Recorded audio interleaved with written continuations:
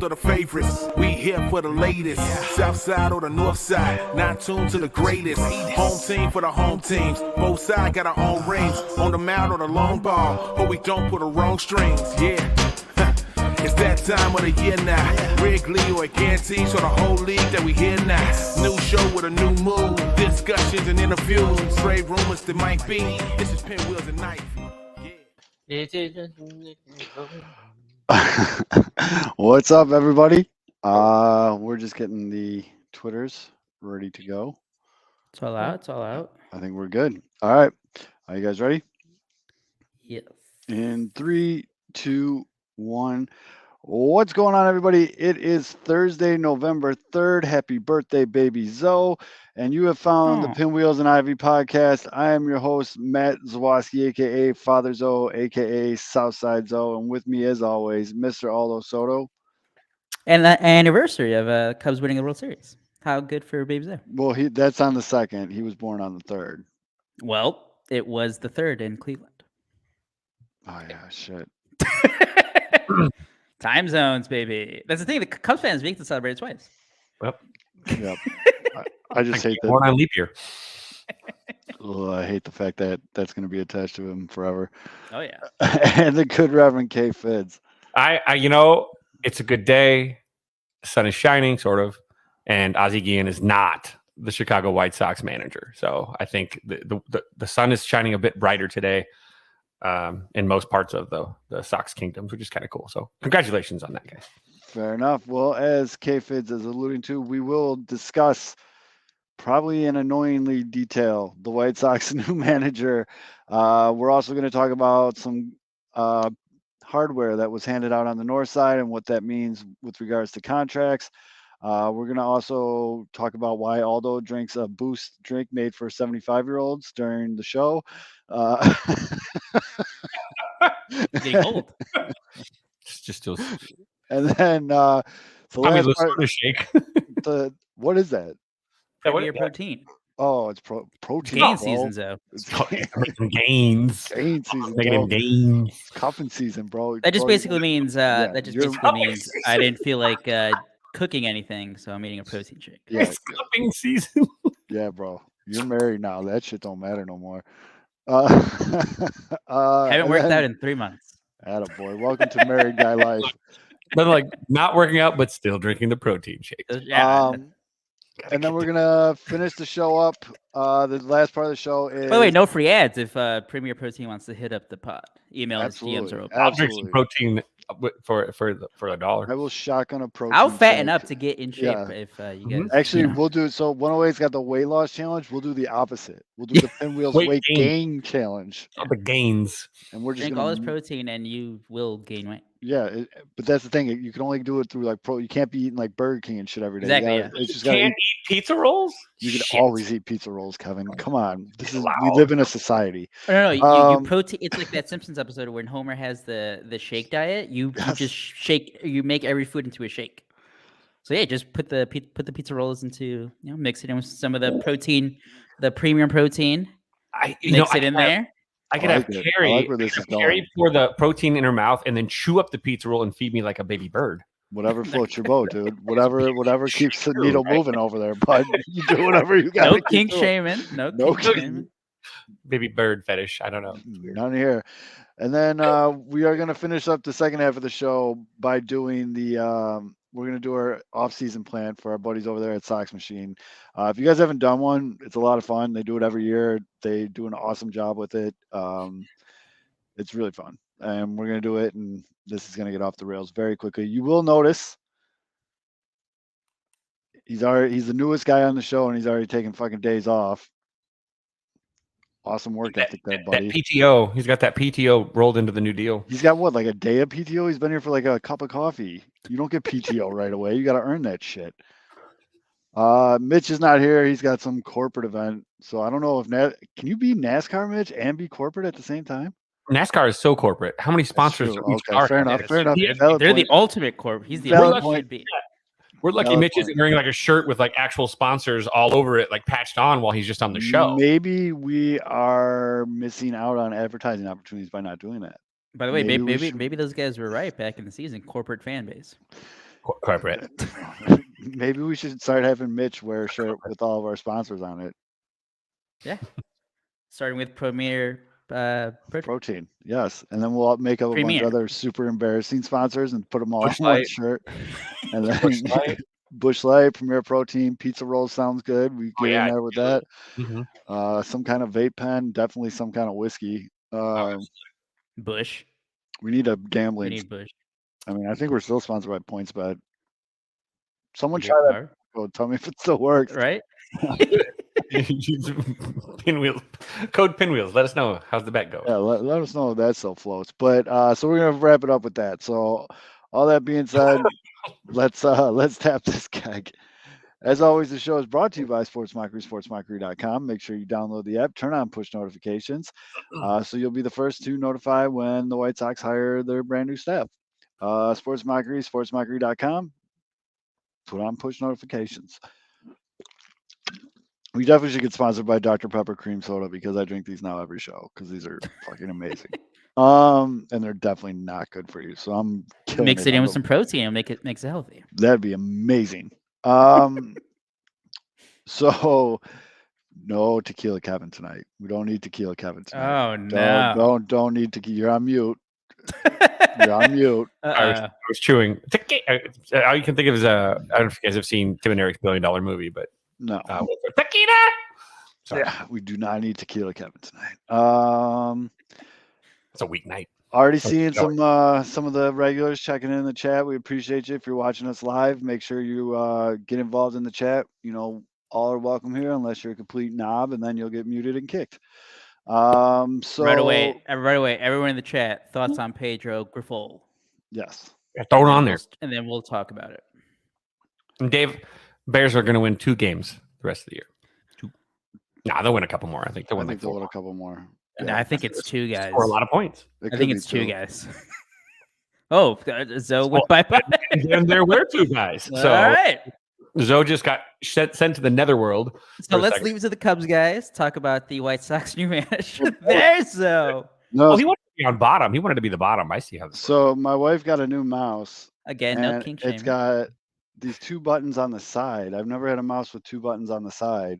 So apparently, if I hit one of those She's trying buttons, to teach you new tricks. Probably get your mouse checked out. if I apparently if I hit one of the buttons on the side, it takes me to the previous. Damn, what page, is in this which- Premier Protein? So this broadcast already has been brought to you by Brazzers. That'd be a cool sponsor. That would Well- get weird fast. I don't think Mitch well, is old enough for that. I'll have to explain something. We'll have to do a Brazzers minute for Mitch to kind Well, of if you guys explain look over at the top right corner. Yep. See, it's already there. I don't know why that's there, but it, yeah, I don't know why we have that saved in our little logos thing, but it's what's Club Dub doing on after Bears games?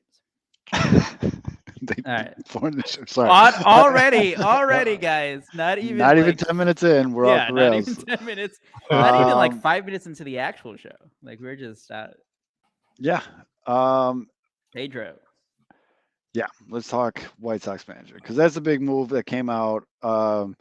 This has been a really long, draining process with regards to who's getting interviewed. Did Ozzy get 2 interviews? Did someone throw up a bad signal? Is there white smoke over 35th and Shields? Did they name a new pope? Like, it's just, there's all kinds of things that were going on. It's who do you believe? We got hot dog accounts. The food accounts came back.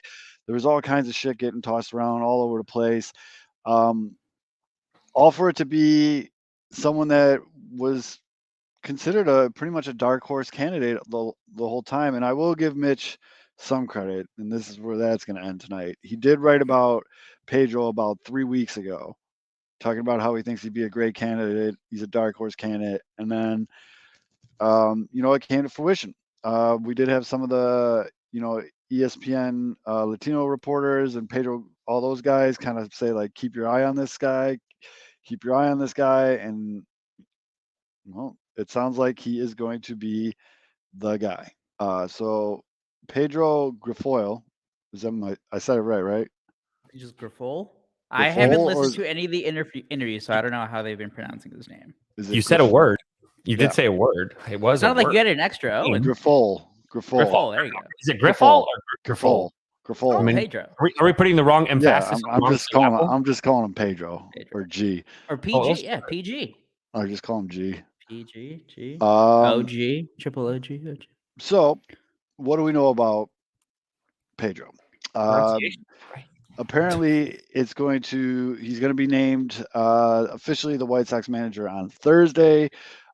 Fidge, you already brought it up a little bit as our resident baseball traditionalist. That put a little bee in your bonnet because you're not supposed to announce news during the World Series. I agree with you there, but as Aldo mentioned, I think the rainout fucked up the schedule. I think the White Sox had this press conference scheduled for a while now, or like at least a week or two, and they're just like, well, we're fucking going with it. It's not I our think fault it's it rained. Grifol. I think it's Grifol. Grifol? Grifol. Grifol. I just saw a spelling and it was an incorrect spelling, but it was a shitty news network, so they probably just misspelled his name, but they probably spelled it like it sounds. So Grifol, almost like Gryffindor, Grifol. Maybe he's a Harry Grifol. Potter teacher professor, but Grifol. That does not sound Cuban at all. Yes, Cuban B.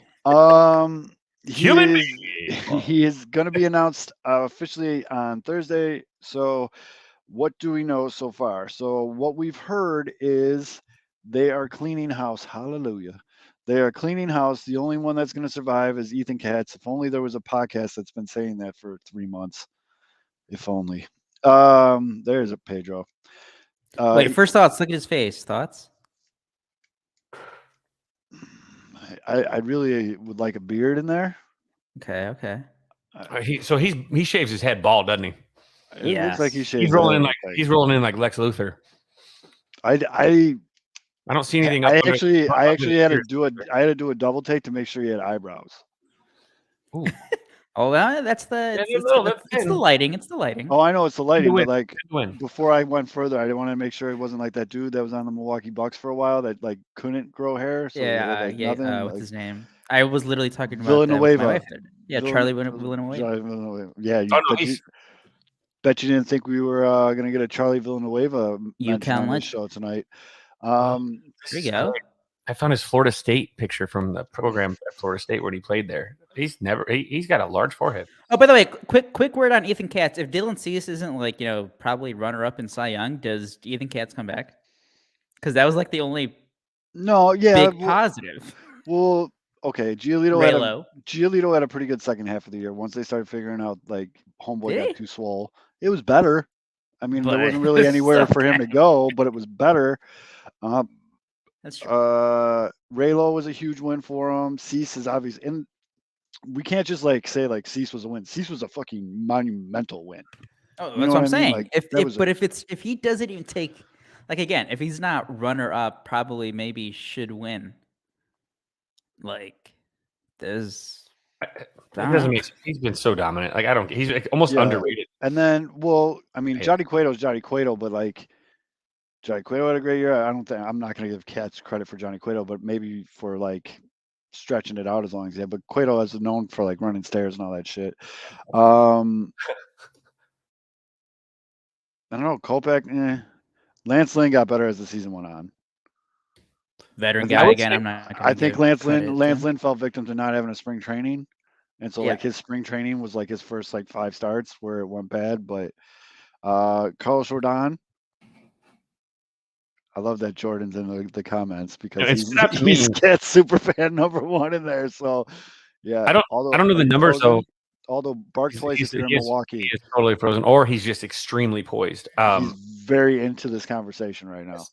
The thing with Katz though too, and I'm not sure what the number is. Maybe we got someone in the chat that actually can find the number while we're kind of discussing this. What was the White Sox ERA in the first inning compared to, or by inning? Is there a place to find the ERA? There's got to be. That's an easy baseball reference. That's got to be on Baseball Reference. But I know what you're talking about. Team page on Baseball Reference. Like, that happened a lot this year. Like they came out not sharp in the first inning and really kind of put the White Sox against the wall early in the ball game a lot. So that could be perception. By the way, I am a fan of Ethan Katz. I know. Mm-hmm. This is kind of funny. It's like he hears like a fucking bad siren Jordan every time he says Katz or Cease. Hello.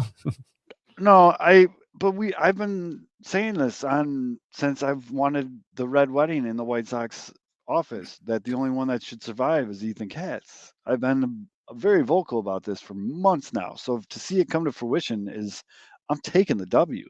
Like that makes me feel very good about this and the direction that this is going. The other one that I guess is being saved is shit. I had it up. I lost The it. bullpen coach, right? The bullpen coach, which I guess it's like a package deal, whatever. Bullpen Yeah. wasn't really a huge issue this year. Overpriced, yes, but some of the White Sox best bullpen arms were the homegrown guys. Yeah. I mean, I get what Kendall Graveman's numbers were. I still want to launch him into the fucking sun. Get him off this team.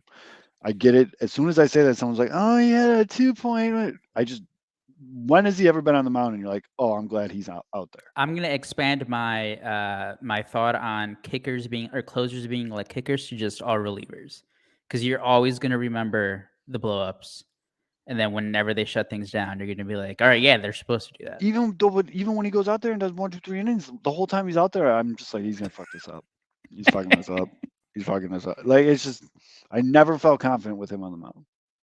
The Zoe confidence meter is a very good judge of bullpen skill, and just I'm good with him. Get him off the team. Bye.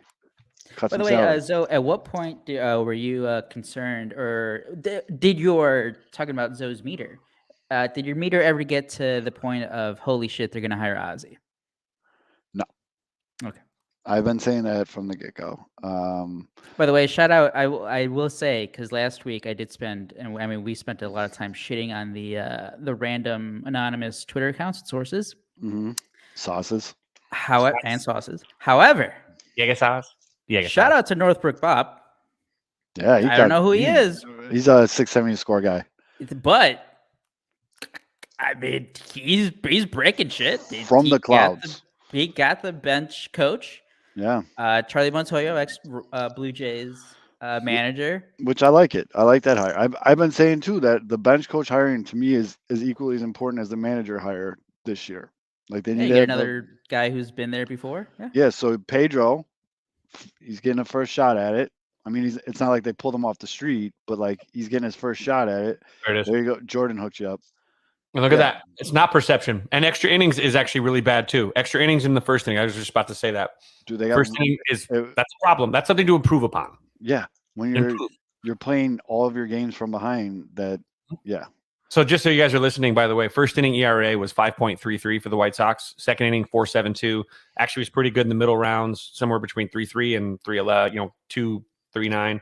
Sixth was a little higher at 4.39. Seventh was 3.78. Eighth was 4.11. Ninth was 3.64. So by far the first inning has been the Achilles heel for the White Sox pitching staff. It felt like every time you turn on a game, if you didn't turn it on right at the start, like you turn it on, they're down 1-0. Yeah. Thank you, Jordan. That makes it very difficult to be an above 500 team, which we saw this year. Where were we before that? Shit. Pedro. Pedro and Montoya. So you got Pedro. Like I said, he's not he's not super green. He's been in an MLB dugout for years and years now, but he's never been the captain of the boat. And you put Charlie Montoya with him, who's been there. Oh, you got it. It's Yo. Yeah, Montoya. He's been there. He's very well liked. You can tell how well liked the manager is when he gets fired. The interviews from the players right after, like if you look up Bichette, Vlad Jr., Hernandez, all those guys in Toronto were just like, this sucks because he's the man. Like they felt like they got him fired by their lack of productivity. So like they made it very clear this wasn't on him. He just happened to be the scapegoat of the situation. Because I've already seen some people, and I get it. Their first reaction is, why would we hire someone that got fired last year? Right. It's not that cut and dry. In my opinion, it's not that cut and dry. I mean, for all of these things, like whatever, if you Brian, I've said this in my head about 50 times since they've announced it. What? Hello, my name is Charlie Montoya. You killed my manager. Prepare to die. Like ever since they announced it, it's been in my head. I can't stop saying it. Oh, Zeus is here. Congratulations! Let another rip a fart again. It's the only reason he comes down here. Congratulations to anybody that took Javier tonight over strikeouts at 5.5. It's you go. part of the parlay. Now I need some runs. But yeah, no. What I was gonna say is just like at least the reaction to the Grifols being the managers. Like, if you wanted to spin it in a negative way, you can. If you want to spin it into a positive way, you can. I think this was a great hiring in terms of like we can go back to. I think we talked about it, Kevin, when Tony La Russa was hired. Like at the end of the day, managers they don't really matter that much or as much as like fans probably think. Yes. And I think we can just kind of go back to that. Like obviously, I Tony La agree. Russa's got the the day-to-day criticism, and Yep. I think a lot. I think some of it was overblown, but I think some of it was pretty fair. Yeah. But I think we can now kind of go back to just normalcy, and Yeah, like when managers you're- managers are gonna do some weird shit sometimes, and then other Right. times But when they're you're not, and they rolling kind of at out- the end of the day don't matter all or as much as we think. I agree. And when you're rolling out Lurie Garcia in like the 2-hole for like 2 Like weeks straight, yeah, like when that was happening. I get one game, okay, mate, let's get weird, but like 2 weeks straight, it's like, bro, like, come on now. Yeah. Anyways, And like I think I also said this at the end of August, September, and then like I was mentioning I think it was Matty Mitch who tweeted it. And he was referencing Ned Yost with the Royals. Teams can win with bad managers. You can't win with bad players. So at the end of the day, it's on the play. It's the players. I mean, that's cut and dry. So a little bit about our new boy Pedro. So he automatically checks off all of the higher Aussie people's go-tos. Bilingual, boom. Hispanic, boom. Won a World Series more recently than Ozzy. Boom. Has been known to be a little bit of a bulldog. He likes to get up in players' faces a little bit. Boom. Lights Fleetwood Mac. Boom. I didn't even know that, but that's fucking awesome. Like, that's really cool. I saw her Lawrence tweet that out, and he's like, "I'm sorry to say it, guys, but I'm out." You don't like Fleetwood Mac? I like Fleetwood Mac. There's a time and a place for Fleetwood Mac. Like when you're on a skateboard drinking Cranberry juice. But I mean, some of the other things though, he's widely respected throughout Major League Baseball. Salvi Perez credits him for the whole turnaround of his career. He's a former catcher, where we all know catchers usually make good managers. My biggest thing, the reason why I'm all about this, as I say in my name here, stupidly optimistic again right now, is he is quoted multiple times in saying, like, I want to be able to take the old school, I guess, eye tests, stats, Gut. see the gut feelings, like all of that fun stuff that, people like to yell at the sky about, and then see where those meet the newer analytics to combine with the best decision making possible. And I was like, get this guy out of my fucking brain, because I've been tweeting that, saying that for years and years and years and years. We've talked about it here a lot. I think we've all Yes. been pretty consistent on it. Yes. How I think we mostly agree that in most aspects of life, you never want to go to like whatever extreme it is. You always want to have as much information as you can, and that's really all analytics is. I know people get like so John Smoltz about it, like they just go crazy and try to like do these giant proclamations as to why the game is dying.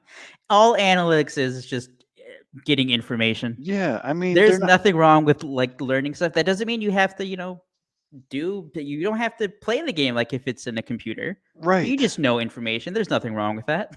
Well, he's got an interesting background too. He's not like he's a baseball dude who's seen all aspects of the game. I mean, he played high school baseball. He was a Florida Player of the Year as a high schooler at Christopher Columbus High School in Miami. He played for Florida State University. Went to the College World Series twice. College World Series. I know Swola like it. College World Series twice in 89, 91. Was an All-American. Then he played in the Cape Cod League. Was an All-Star in the Cape Cod League. Then he was drafted by the Twins. Was he there when Jimmy Fallon was there, or Freddie Prinze Jr.? With Brian Dennehy as his coach. Yeah. He learned a lot from Brian and his hairy shoulders.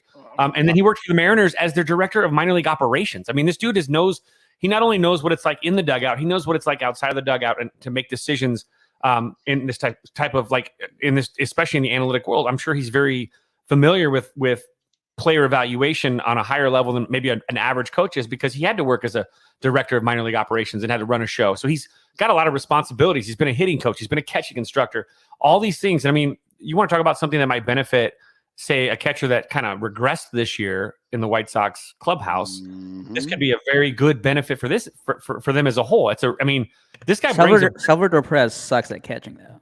He does. He does. So he didn't make his defense any better. No, I guess not. Well, that wasn't. Yeah, maybe it was his job at that point. But it's just, you look at this guy, and he's got a deeper understanding of the game, as opposed to a guy that just maybe played and left. He played everywhere. He played high school ball in the States. He played college ball in the States. He got to go to the College World Series. He was, at Florida State. I'm trying to think of who the Florida State head coach was. It's the old dude that used to smoke heaters in the dugout, if I'm not going crazy.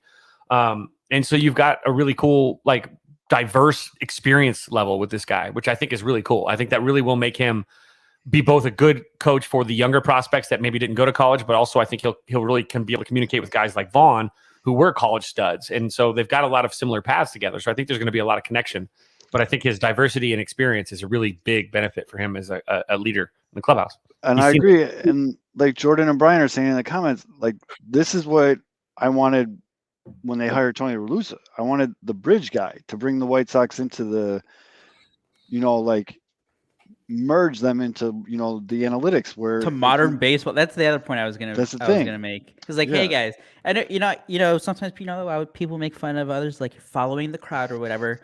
But sometimes you gotta wonder. It's like, hey, like, we're the only ones kind of doing things differently. Maybe we should catch up. Houston just tried to sack bunt just now. And that's why they deserve to lose. That's loser ball, Dusty. Dusty, chewing on that. Dusty, a quick little tangent. Dusty Baker, after 20 years, or how many ever, or more than 20 years, managing, but obviously his last major blow up was in 2003. Still hasn't learned his lesson. Still has no clue when to take out his pitchers. Well, you don't actually fault him. It's the top of the fifth inning. It's guys on first and second, nobody out. It's your two hitter. Maybe no. What are you doing? Your two hitter. Hitter. What are you talking about? I was with you until you said two hitter. Yeah, I was like, if it was Martin Maldonado hitting, it's Pena. I mean, oh yeah, it's just one of the hottest players in the playoffs. He's already struck out twice today. He looks like shit. So he's playing it by how he looks today. Yeah, he was just down. Loser ball. Bad that day. He looks bad today. If Pedro Grifol does that, fired. If he's asking Tim Anderson to bunt in the fifth inning of a game, fired. Well, if he looked as bad as fired, he looked his first two at bats. So that's all the good. That's all the very down, good stuff. Charlie. All the good stuff about my guy Pedro G. Got it. Paid off. Let's talk about though. They're gonna do it. They're cleaning house again, except for Katz and the bullpen coach. Let's talk hitting coaches. Who do you want? So who's on the list? Chili Davis. No. Anthony Iapoce. No. Littering and smoking. What the hell's his name? Fuck. Who did the Cubs just fire? Kevin. Greg. No. Hottovy. Hottovy is the pitching coach. He's good. That's right. Hottovy. It's like Greg Davis. He used to be with the Rays. Though. No. One of the names that keeps getting tossed around there is Mr. Incredible himself, Jim Thome.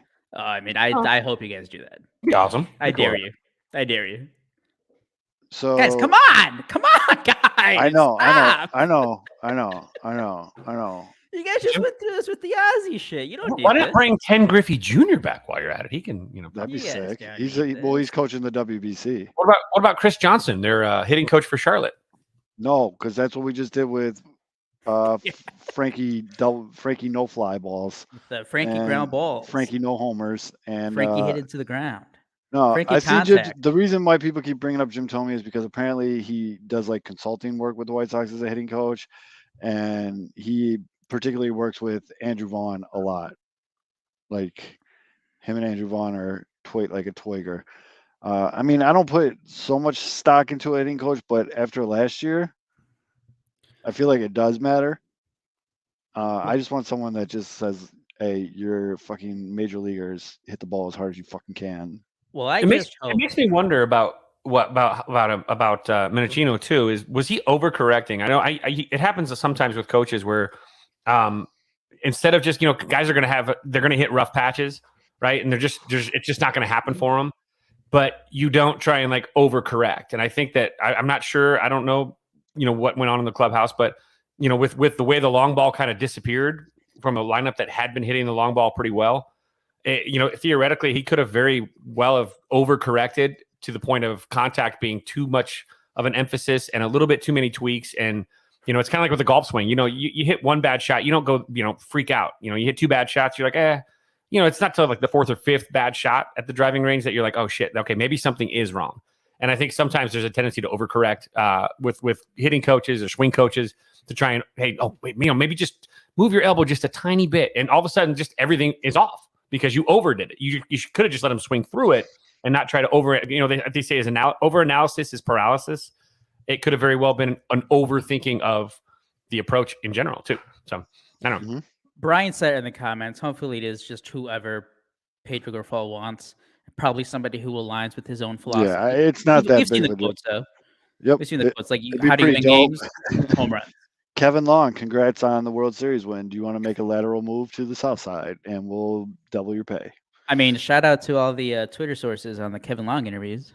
Yeah. I don't think he was ever actually interviewed for the White. Don't worry, that guy got owned by Kevin Durant. No. It wasn't just him. I'm talking about all the other anonymous Twitter accounts too, who had him as a finalist with Ozzy. It was Kevin. Remember Zoe and Kevin. The final. It was the manager's job after Joe Espada was ruled out was between Ozzy Guillen and Kevin Long. Yes, that's true. So, and who deleted their Twitter, by the way? Someone sent me a screenshot of did one of the Guillens, did one of Ozzy's kids delete their Twitter? Shit. No idea. I saw like a deleted like doesn't exist anymore. Green jacket, gold jacket. Who gives a shit?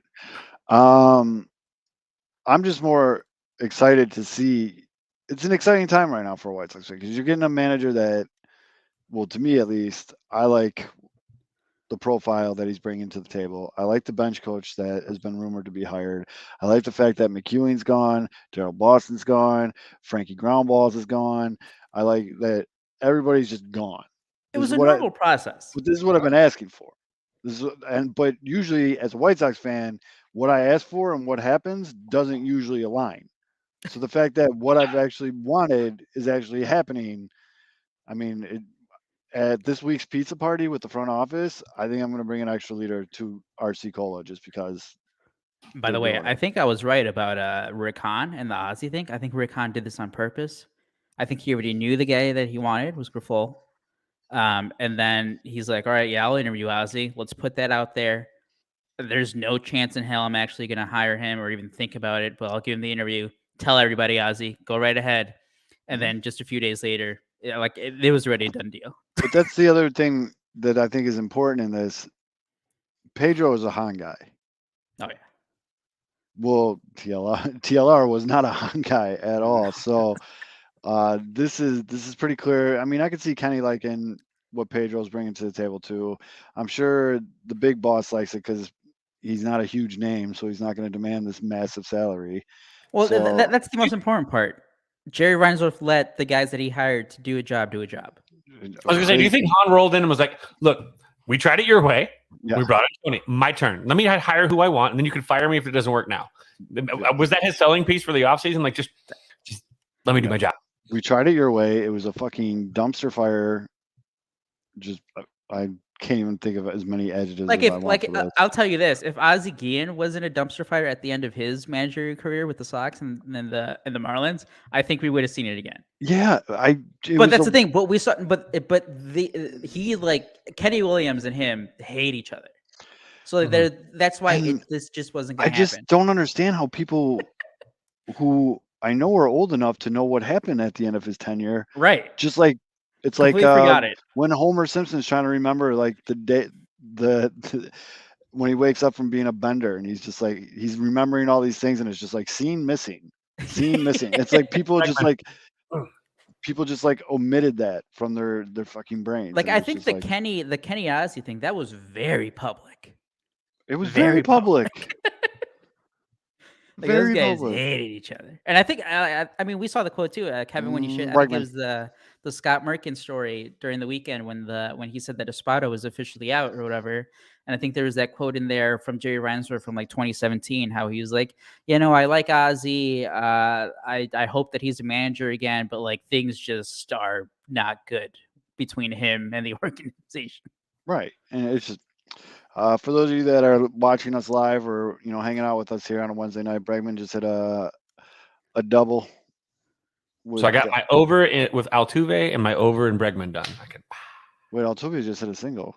Yeah, I had Altuve for it was only a half a base. Oh, I got him at 1.5. I need another. I got him at 20. I got plus or minus 210. So like I had to lay more to get more. And I need the Phillies to fucking score 2 runs. But anyways, so yeah, I'm very optimistic about this coaching staff, where it's going. But as we said before, we even talked about any of this, players win games. So there's work to be done. We're going to get to that in just a minute. But before we get to that, we would be remiss to not talk about. So Ian Happ won a Gold Glove. Ian Happ won a Gold Glove.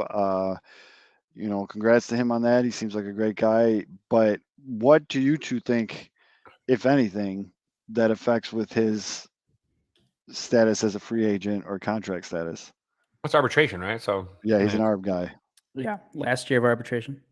Mm-hmm. So that's just, there was. I mean, again, it's just talk. Talk is cheap. Whatever. mm-hmm. We talked about that before. But if there was a brief, mentioning from Jed Hoyer after the season how they were going to be talking to, again, more talk, or discussing trying to get something done with Nico Horner and or Ian Happ, like in terms of a contract extension.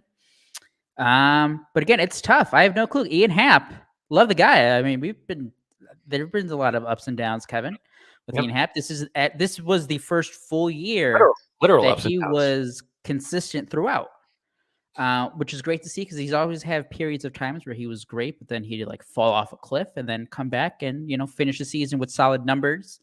But consistent start to end in 2022. He's like 28. He is again. We talked about it briefly before we started to record about Gold Gloves. Like, what do they mean? The finalists always seem wacky, don't really make sense, but for the most part, the winners do like that. So yeah, it is the winners made sense this year. Yeah, it is a well-deserved that award for Ian Happ because his numbers were good and it matched the eye test too because he was making some jaw-dropping plays in left field. So yeah, I hope they were. That's the thing. Like, what do you even think a contract extension is worth? Because he's not he. That's the thing. He cut down the strikeouts, but the power also went down. But maybe that was also the de-juiced balls or whatever. Balls. So what does a contract extension even look like for Ian Happ? I have no idea. I can't even start to guess. Like the first thought I thought was like is like 5 for 60. What's that? Is that good? Would he take that? He's 28, I think. Do you think Jed lets it go to arbitration to see what the market really is, and then I do. At arbitration says, okay, if that's what the value is, let's go ahead and just lock that from up. what I know of Jed Hoyer and all that, I think he lets it go to ARB. I mean, Theo used to hate ARB, but I don't think that's Jed's thing. That was a Theo thing. Yeah, I think they both ran the same process. The what is it called? The trial and file, where like they'll just do their number. If you like it, cool. If you don't, we're going to ARB. Yeah. There's only been a few guys who've actually gone through arbitration. I think Happ was one of them. He won the case last year. Yep, he did. And the other one was Wilson Contreras, and I think they eventually worked something out before the arbitration meeting. But yeah, no, I think he's going to go, or at least. I mean, he's going to be making like 10 million, I think is his arbitration estimate. Mm-hmm.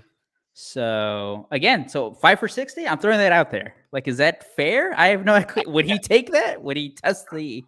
I feel like 5 might be.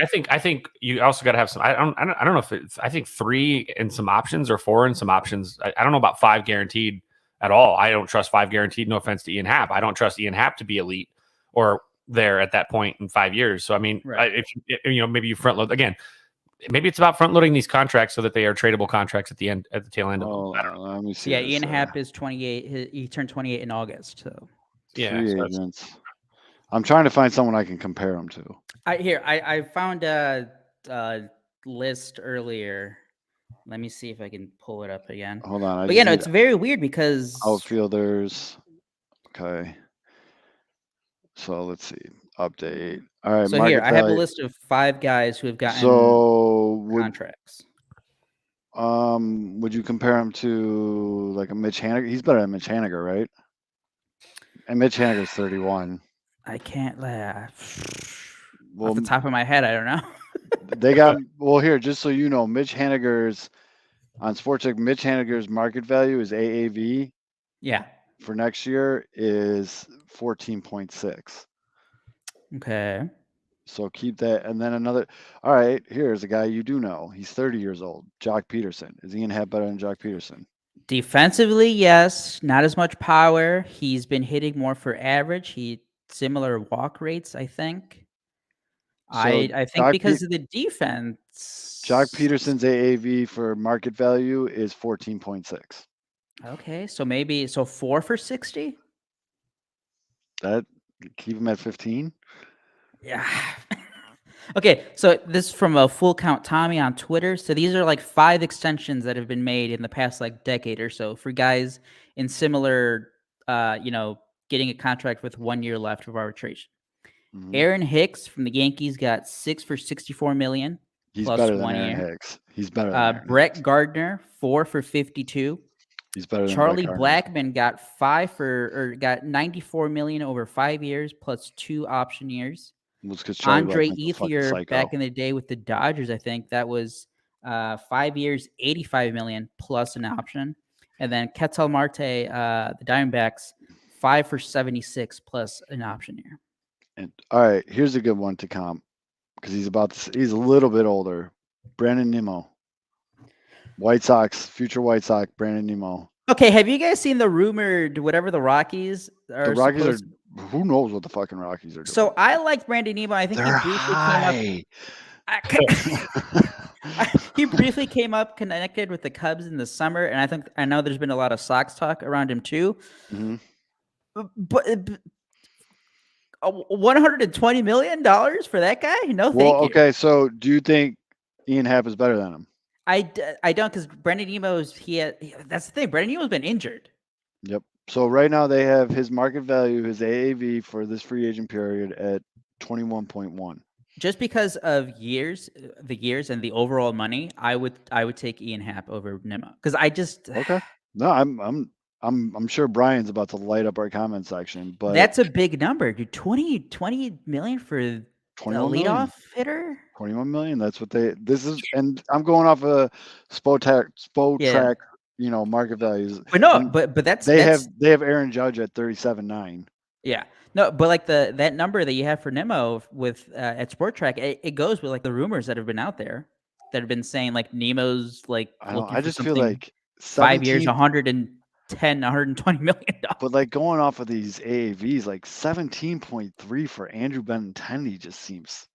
Yeah, that's the thing. Some of those are way some too of those are going to be high. high. Yeah. That seems way too. Oh, there he is. Brian, you were about to get a tardy slip, bud. As soon as we said his name, I was waiting for you. He says, for those of you that are listening, he said Nemo's better than Happ, but the gap isn't gigantic. If Nimmo gets over 100 million, Happ gets 75 for 5. Yep, I think we're all in agreement there. Yeah, like Brandon Nimmo. Like if I can get Nimmo for like fewer years, but that's the thing. 5 for 110, 120. No, I don't want that. Nope. Mrs. Brian, you need to leave him alone. We're talking about Brandon Nimmo here. But Ian Happ, like that's the thing. 5 for 75. That's kind of steep too. It is. I don't know though. Is it though, or is it? And also though, the Cubs are at this situation though where you need to know what the plan is, man. Like you don't go out and give Ian Happ 5 for 75 if you just think you're going to just take it easy for another year or two. The other give thing, Ian Happ 5 for 75 if you're going after, fucking Carlos Correa, if you're going after my guy Trey Turner, if you got to make another move. Ian Happ cannot just be the only move at 5 at 75. And the other thing that also kind of puts pressure on the Cubs or moves up their timeline or whatever on their decision making on Ian Happ has been just the brutal injury to Alexander Canario. Yep. Because that's a guy who was Well, this is a guy who. No, I'm sorry. Now this is a guy. Alexander Canario was a guy who tore up all the levels of baseball that he was in 2022. Was playing down in the Dominican, I think. Or yeah, he was, Winter League. yeah, winter ball just shreds his ankle. He's going to be out for a while. And he had to have shoulder surgery and too. and shoulder surgery. Yeah, it God wasn't damn, just what the fuck happened on that fall? he got sniped. And again, this guy hit like 37 home runs or something in 2022 with the Cubs minor league system. He was already at AAA. He was going to be a guy who was going to be knocking down the door to, get the call during sometime in 2023. But now that's not a guarantee. Like, you don't know. You have no clue how he's going to come back from the injury, when he's going to come back from the injury. And it proves the point that we've been trying to make on this show for I don't know how long now, since the Cubs started collecting prospects again. It's not easy. You can't bet on prospects. You bet on sure things. You bet on major leaguers. That's why you have tons of prospects. It is a hard road. It is a long road. And it is a road filled with landmine after landmine, whether it's health, mental stuff, just production in general, like adjusting. And, when Cub fans all year like, oh, don't worry, we got Canario, we got Pico Armstrong, we got that. They're minor league players. Guys, they're not helping the major league team. You didn't win any trade. You can't win a trade until someone goes up to the majors and actually plays commiserate with the level of the guy that they actually traded you for. Like this, you can't just say, "Oh, he hit 40 home runs, in the minors. We won." No, you didn't. You didn't win any games. The Cubs had one of the worst records in baseball this year. So you can't bet on prospects. You bet on sure things. You bet on major league players, and a prospect is a prospect until they're a player. So don't put all your eggs in the basket for any of these prospects.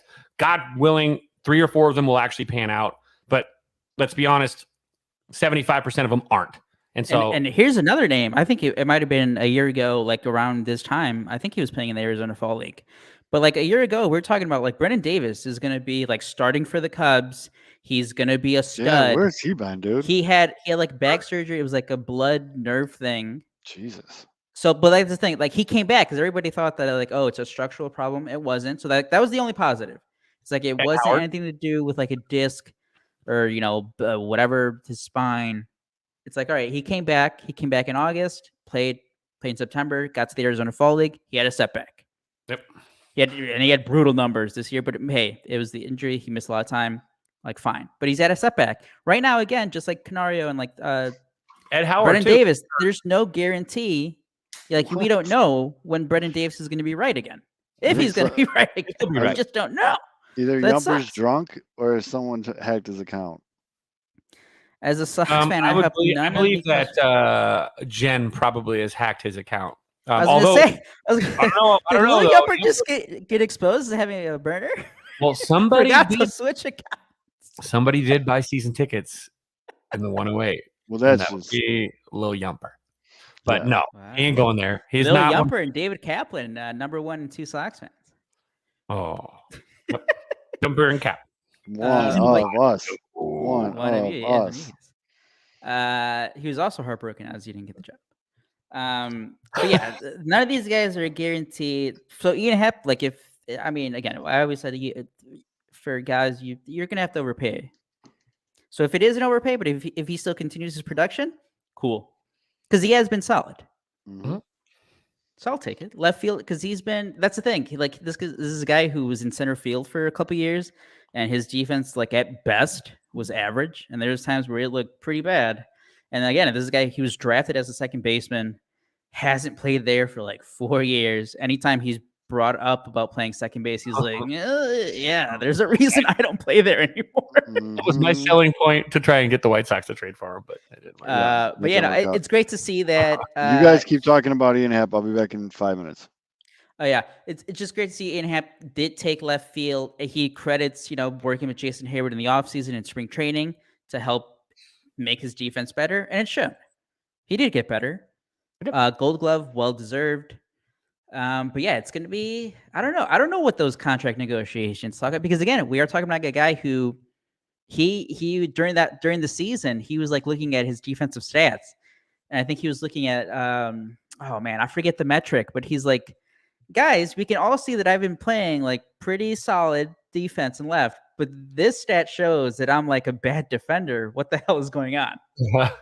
So I don't think he's like to the level of Carlos Correa where he's like into every single like metric out there. But he's Right. still, I think he's definitely a guy who knows his worth, or at least knows what he can be worth in an open market and free agency.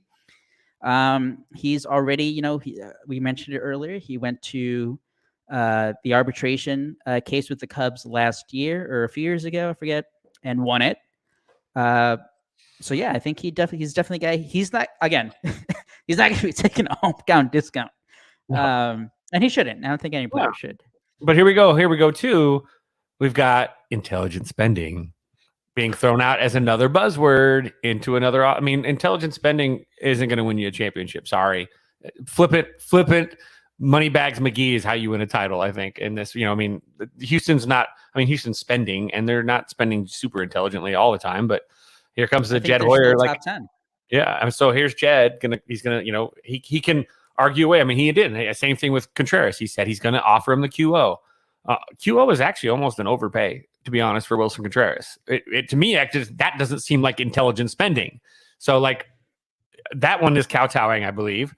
But with Ian Happ, if they're going to give him, Ian Happ might end up, just like with KB or Schwarber or Rizzo or Baez, might end up becoming a casualty of the intelligent spending idea that the front office throws out there, because now, maybe they are. Again, we've been concerned that the Cubs are going to sit on their hands long enough to wait for the prospects to develop, right? And this is kind of the big tell. If they don't extend Happ and they just go to arbitration, tells us that they are playing for these prospects, because they're going to end up trading Happ at the trade deadline for sure, if that's what they're going to do. Because nobody, again, you don't. It's just like with the White Sox. You don't let Abreu leave if you're actually serious about contending, I think. But it's the same thing with the Cubs. You don't let a guy like Ian Happ, just linger out there if you're going to have a window in the next year to 3 years. You let that guy. You keep that guy.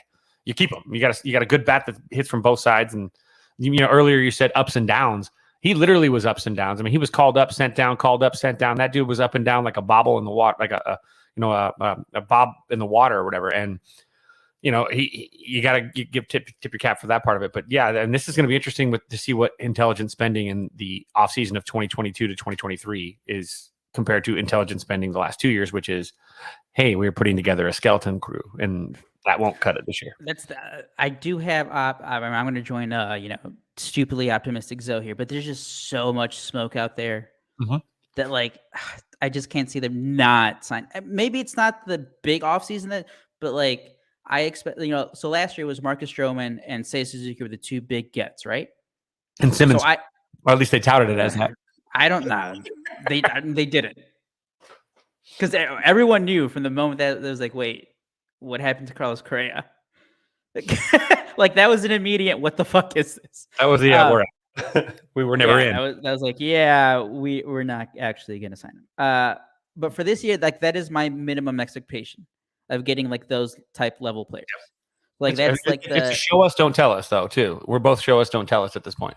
Right. So like, but that's the thing. I expect I think they're going to sign the guy from Japan, the starting pitcher, Kodai Senga. I think that is like right. We talked about that last week. Because like and the other thing is like he doesn't have there's no loss of draft picks. You don't have to send extra money to his Japanese team. It's just he's a pure free agent. Do you like him? You're gonna pay him. If you don't, you're gonna move on. And I think they like him. And then you can just pivot right there to, are you gonna go for this big superstar in Judge, or are you gonna get one of the middle infielders or shortstops? What are you going to do there? So I do like that's the thing. If they don't, I'll be pissed. If it's only like that's the thing. We've been talking about Jose Abreu to the Cubs. If it's like Jose Abreu and one of the starting pitchers who's not like the ace level, I'm going to be disappointed. Yep, that would. Like, that's not. You have an opportunity again to go to like a generational guy, get him. And again, that's the thing. Whichever one it is, because like they're all very solid or very good in the three top shortstops. Get one of them.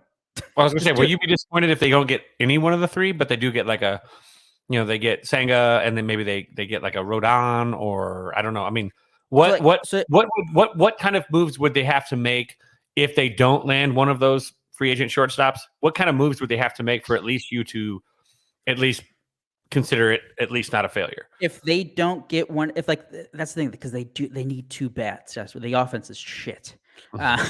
So they need 2 big bats. But like if they pivot away and they're like, no, this is too much, or like we don't believe in that value, they need to at least get 2 great pitchers.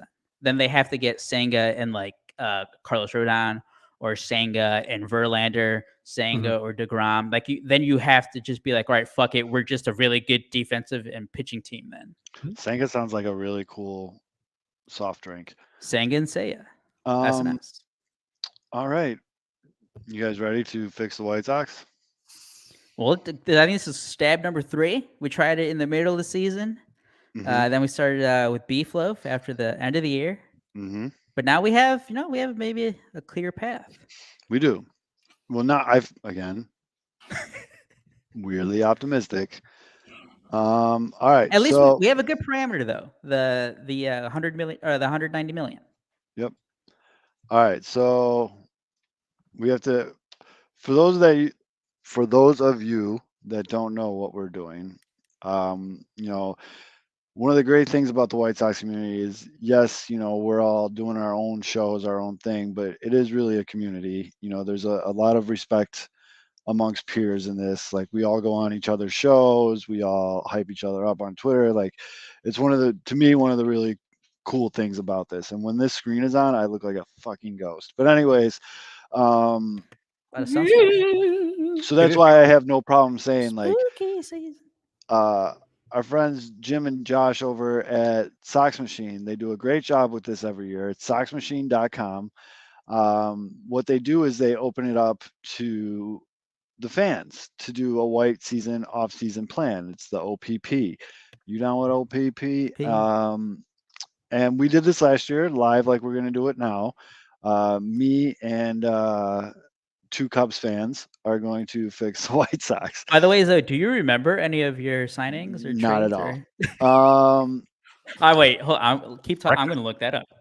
I don't think it's probably not great. But so the title, we came up with the title before we came on here. So, I do need to say that there is $190 million limit on this, so we can't get crazy with it. It actually, I think, is good, because I would go out and get like DeGrom, Trey Turner, so like Aaron Judge. You use InGen to clone Mickey Mantle. So there's a $190 million limit on this. So the title of our post is Pinwheels and Ivy, Zoe's Fever Dream. So we're going to get a little weird. We're going to get a little weird here. I do agree, Brian. I think 190 is crazy. I don't think they're going to do it again, but this is the fever dream.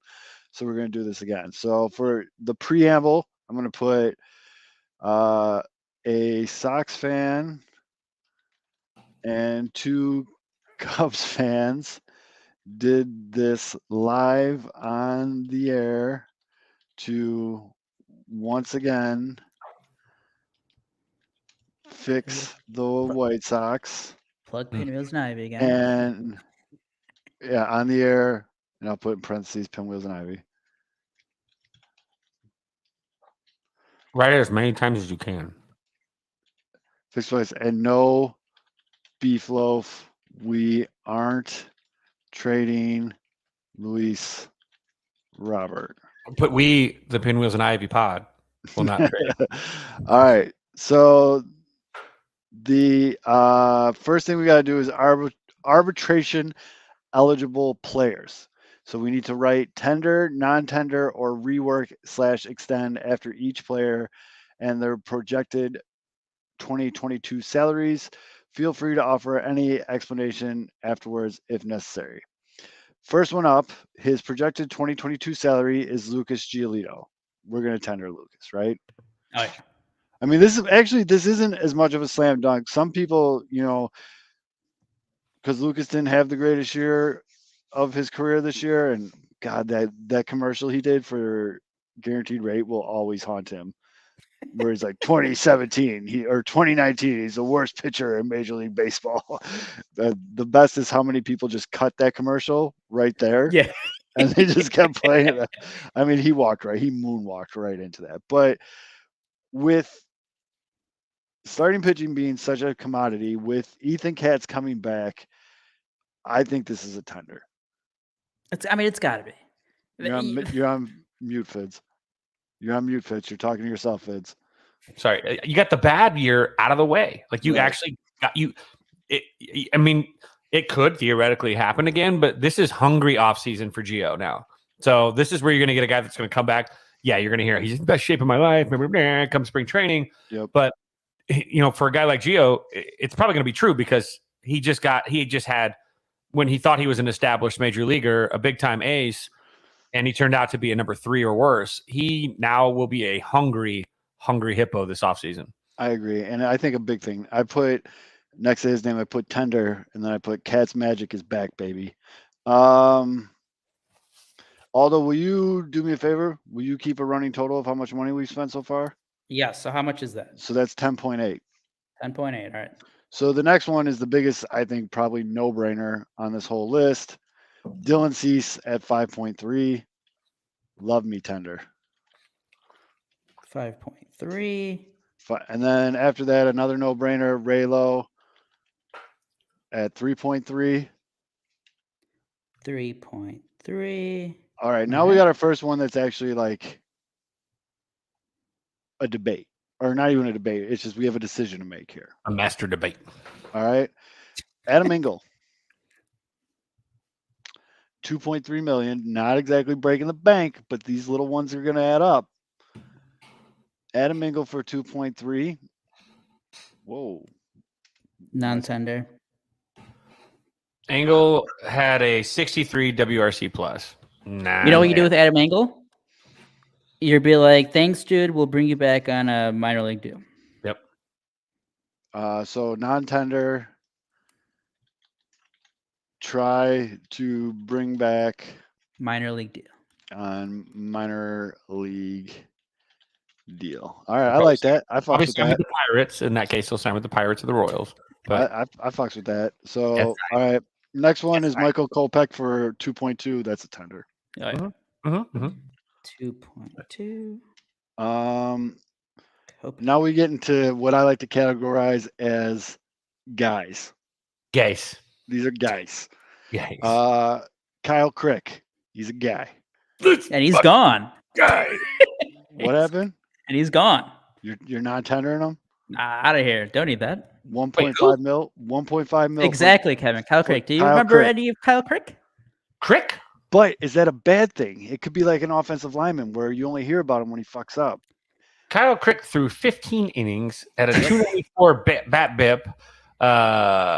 Worked into a lot of trouble. Left a lot of dudes on base. 70% of base runners, actually. Didn't have to give a lot of home runs with his fastball. Had a 4.02 You know what? So, ERA, I'll be nice. 3.18 FIP. I'll be nice. And this is my secret to I do this to like guys that kind of like too for the Cubs when I was going through their arbitration guys. Mhm. You non-tender and then you do the same thing as Adam Engel. We'll bring you Okay. back on a minor league deal. All right. Yeah, there you go. Yeah. Non. He's also 29. Tender. He only threw in 14 games this year. I mean, wow. Yeah. So I don't know if he was injured or did they just kept bringing him to the minor leagues. Or they just didn't trust him. Yeah. Like his bullpens.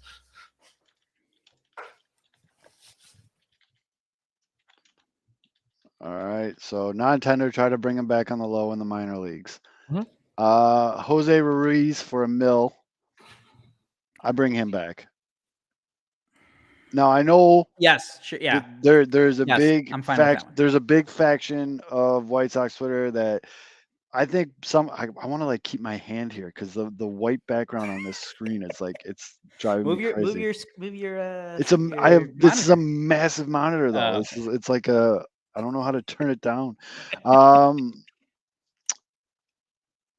think there's something there for Jose Ruiz. I think $1 million for him. I think you bring him back. I don't love it, but I'm fine with it. So Yeah, I'll He can throw the concede. ball hard. He's working on those second and third pitches. He needs a little bit more on control. I think Tony and crew didn't do him any favors in some of the I situations was gonna say they put him in. hopefully with a new manager, maybe Ethan Katz I don't know. Maybe something changes. They use him in better spots. Yeah. He's just got to have better command. He's got a 12.5% walk ratio. I mean, Oof. walk rate. That's not good. So that could be you drop that and cut that in half, and I bet you'll see a huge amount of gains in his production, his productivity, and his war. That's bad. That's pitching yourself into trouble. And yeah, he's left. I mean, 73.6 LOB. I mean, he's working in and out of jams a lot. So he could have been worse or better.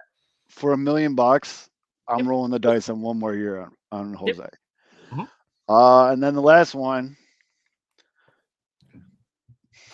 Danny Mendick for $1 million. Yes, he's good depth. I feel like you got to bring him back. He was balling before he got hurt. Now, of course, there's going to be that question mark, like how is he going to recover? But I feel like Danny Mendick's a dude. I feel like he's going to work his ass off to get back. I feel like you want to have Danny Mendick in your system. How much is that? $1 million? Please clip that audio. Oh my God, I can't believe I just. He played in 31 games and had a 0.8 WAR. I mean, that's not too shabby. He played very well until he was more than enough filling in for Tim Anderson. Yes. So there you go. You got a depth guy. We're gonna tender him. Yeah. Tender him. Tender. Okay. So we just spent 10.8, 5.3, 3.3, 2.2. And then another 2 million on Ruiz and Mendick. So how much is that, Olo? Hold on. Oh wait, I only wrote him. All right, say him again. 10.8. 10.8, 5.3, 3.3, 2.2, and then a million for Ruiz and $1 million for Mendick. So you're at 23.6 million. Okay. All right, I think that's good. I like that. I like that a lot. Wait, and then add, if you're going to bring back Angle on the minor league contract, you have to add that's another what, like $700K? We'll get to that later. Don't semantic me here. Easy. So now we're in the club options. Tim Anderson for 12.5 mil. You pick that up. Yeah, absolutely. Yeah, and never mind. You hire him a. Nope, we're not doing that, Kev. Pick up. All right. The next one is Josh Harrison for 5.625 million, or you could do the $1.5 million buyout. Buyout. Well, it depends on what your offseason plans are. Like if you're going to go out and sign a second baseman, I'm buying him out. Yeah, I'm buying him out. So we'll how much was that? Make a run. That's a 1.5 million. Okay. Love you, Josh. Enjoy the. And he'll get signed. Like the Pirates will pick him up, or like something. The Diamondbacks, or like someone that's just kind of like we need a body that's decent so that we can tread water, and if they pan out, we can trade them at the deadline and get some more prospects. That's basically okay. So this next one, we are now in the player options phase. Okay. You have to. Whoa, where are we going here? Okay. You have to write exercise or takes buyout. The question here is whether you think AJ Pollock could do better than 1 year and $8 million on the open market. Nope. I'm filling it in with exercise unless you can provide a compelling argument against it. So basically, they're saying like he's going to take this money. I think we all know he's going to take this money. So although it's another 13 million. Free money. Yeah, it's free money for him. He ain't getting that on the open market. Isn't it like up to 14 million or something? Because he got at bats or something. We're playing their game. We're going 13 off of their million. 13 mil. Pollock. All right. Okay, so by the way, you guys you're already past $50 million. I mean, this is the game, man. This is how it gets played. It's called intelligent spending, dude. That's an oxymoron. So, I know. It's base salary 13 million. Oh wait, no. Yeah, see, 13 million. I thought that was weird. Brian just saved us some money. So it's really just 8 million because the buyout's 5 million. So it is 13 million. Okay. Yeah. It's 13 million. Okay. All right. Cool. So this is where I actually might need to step back because I'm going to do it with my heart, not my head. We're in the pending free agents portion of the program. And we have to say if we're going to try to retain, extend a qualifying offer, or we're going to let them go. All right. So they give you what they made in 2021. So if we're going to keep these guys, we have to say how much we're going to keep them for. Okay. I mean, let's just rip the Band-Aid off. Pito. Build him a statue and put it on top of the fucking bean. Jose Abreu. He made 18 mil in 2021. I obviously want him back. I think we got to let him go. It's good to see that you've reached the phase of acceptance. Yeah. Because that's the thing.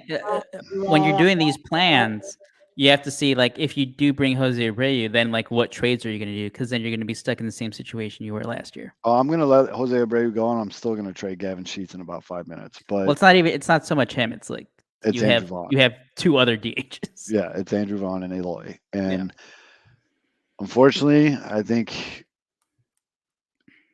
So it's time. I'm but putting it down in the notes. Abreu gone. You're choosing Eloy over Abreu. You're not choosing Abreu over Vaughn. By the way, choosing I love future. Jose Abreu. I'd still I- take I- Eloy. In that perspective, I'm pretty sure at this point I would take a fucking bullet for Jose Abreu. Like that is my guy, man. Like this is fucking me up right now just even having this conversation. But I think it's time. I think it's the right move for the organization moving forward. I think you, again, like I just said, you got to think with your head, not your heart here. I also think he's going to get a statue. I think he's going to get his number retired. And He won the World Series this year. Does he get a ring just because? I also need to reiterate, because we talked about this, people need to put some fucking respect on Jose Abreu's name. He had a good season this year. No, he didn't. The power numbers weren't exactly where he wanted them to be, but he still was what, third in Major League Baseball in hits? I know he had an incredible season. Yeah, he's clutch, but I think it's time, man. I think for the sake of this plan, I'm gonna have to let go. Yes, unfortunately, but yes. It's a business, though. It's a business. It's all right, dude. Pedro's coming in. Eloy's gonna hit like 50 home runs. Yep. So I put next to his name "let go" and then in parentheses, I may or may not have cried when I wrote that. My fingers were slipping off the keys from the teardrops. Yes. Oh, that was tough. Oh, that hurts. Myself, I wouldn't cry. That really hurts. The next one, great story. Made Rick Hahn look like a stud for this signing, even though it was just kind of like, oh, he was there type signing. But Johnny Cueto made $4.2 million last year. White Sox don't exactly have a ton of pitching coming down the pipe that's going to be ready the first half of the season at best. I think I'm offering him another 1 year, $4.2 million. Oh, I typed it in here. I said Cueto gone. I mean, you can offer him that. He might be. He's not going to accept it. I think he's ready to go back to the ranch and. He's not accepting $4.3 million after that. You don't think so? After that season, he trailed off at the end. He did lose gas. That's the thing, though. He might just sit and waiting again, like he did last year. He can sit and wait and get that deal in April. Yeah, get a half a season in. Just take it easy on your body, bud. Johnny Cueto isn't taking that deal. All right, so I'm putting let go next to Cueto. I mean, but you can still do it. I mean, again, just because I'm saying that I don't think he'll take that, you can still do it. I mean, well, I mean, if I think he's going to make more than. He's getting 10. Yeah, Brian says he's getting 10 mil. Yeah, I'm not keeping Johnny Cueto for 10 mil. Yeah, no. I'm not doing that. That's the thing. No, because I think you have to go to the free agency and get a more dependable guy. All right, I put let go, and then next to it I put TYFYS. Thank you for your service. This is so bad. Ball right down the middle, check swing. He didn't go, but was it still 5? Is it still 5-0? There's something happening that I'm not allowed to mention. Well, they're not getting no hit. They are. I don't care. I'll say it a million times. No hitter, no hitter, no hitter, no hitter, no hitter. Yep. Philly's getting no hit right now. I need him to score 2 runs, so I hope I need 2 runs. I like the 2 runs, please. I like money. All right, the next one, I think this one's an easier one to rip off. Vinny Velo. He got $3 million this year. Not a bad bullpen arm. Not a bad bullpen arm. They're a dime a dozen. They're a dime a dozen. Bullpen arms. Aim higher, dude. You can sign a Vincent Velasquez for a minor league deal. Yeah, that's true. Brian makes a good point. You can't intentionally jinx a no hitter because if your team's getting no hit, you can't be like no hitter, no hitter. Wait, what is this $3 million for Oh. Vince Velasquez? Is that a team option? No, he's a free agent. It's an offer. Oh Just yeah, an no, offer. no, just yeah, no, go Nah, on. you go. You play the market. There's gonna be some. You could hire a friend of the show, Chase. Adios. Vincent. And At then least the that's what I'm saying. Again, so this is your plan. I know. Yes. We're Well, giving no, you this is. suggestions. I know, and the So nice bad. thing about doing this is like if we start looking and we're like, shit, we need another bullpen arm. Yeah, we can go I back. can We can come circle back up back. and be like, yo, give me Vinny Velo at $3 million. Like, let's go. No hitter. The last one, I think we're all on the same page with. Might be a little controversial to some of the people that whatever, but Elvis Andrus. Now he made 14.25 mil, had a great stint with the White Sox, but as we brought up on the show a bunch of times, he got hot. But as we mentioned earlier in the show, like you still have to look at the analytics here, and he's obviously going to regress to the mean. Just look back at his 10-year career where Right. he was You gotta. a bad I hitter. mean, he got hot. Yeah. With Tim Anderson coming back at short, I think we can do younger and better at second base. A guy who's played second base before. I think there's a guy out there we can go get. I'm letting Elvis walk. I don't think. Yeah. I mean, he got 14.25 last year. I think that end of the season is probably going to bump him closer to the 20 mil range. No. You don't think someone will give Elvis Andrus 20 mil? No. So you're looking at he signed that contract when he was still young. That's true. Elvis Andrus is gonna be like 37 years old. He's gonna get like That's a true. few million. That's a very valid point. He'll probably get 10 mil at least. For a backup middle infielder? Who needs a shortstop? You're not paying a 37-year-old that much money. No, I'm just trying to think. All right. Like, Well, okay, you know what he's gonna get? He's gonna get Andrelton Simmons money. He'll get like $6-7 million. That's real. That's rational. I think. He's 37. He's not gonna get paid a lot of money. No, he's going to get paid a 1-year deal. yeah. I think he's going to get a 1 year because Fucking Brian. Yeah, the Twins are going to give him 1 year, $8 million after college because now they need a shortstop. They need a shortstop. Yeah, Correa will be gone. Yep. All right, so we just let everybody go. Fuck them. Name your manager. Well, that one's easy. Do it, Zoe. Sound smart. Ozzie Guillen. I'm gonna say I got what I'm gonna say. Look, he speaks Spanish. He's very energetic. He won a World Series in 2005. Right, that's the resume. Right, that's the requirement to be a hired manager. Yes. Hold on. I'm gonna write WSB. a hot dog and euro account came together With a pizza puff. with As a a pizza puff and told me it's gonna be Kevin Long. Nay. Pedro Grifol. All right. No Free smoke ring. agents. List 3 free agent targets you pursue during the offseason with a reasonable contract and a good example of a bad idea. All right. So their example is Jim Thome, but obviously Let's see this list. doing Jim Thome. So let's go free agent shopping, fellas. This is what I'm talking about. This is where it gets fun. Wait. Does he have listed off the salaries of every player already on the roster? So I think we should add those up before we go to the free agency. Yeah, There's a hold couple on. arms on free agency that Jerry might have the ball sack to actually sign. White Sox fans will be pissed. I didn't realize. I honestly still think that there's a chance that Jerry Reinsdorf finally wakes up and he's just like, fuck it, I'm gonna die. Like, Ah, I mean, Trevor bless your Bauer heart. sitting out there. I forgot about Trevor Bauer. no, that won't fly. After the Ah, TLL stuff, that's what not I'm gonna fly. saying. Jerry's the only one that just doesn't give a shit. So he might be like, Jerry Reinsdorf isn't paying for pitching. hey. All right, so on the books, Yes, here we go. I Let me add these up. I Okay. believe Again, right now you have $50.6 million with the tendered contracts and Tim Anderson's $12.5 million club option. Yeah, so on the Let's see. books, the 2023 26 man OD payroll is 160 mil. Does that include these other players?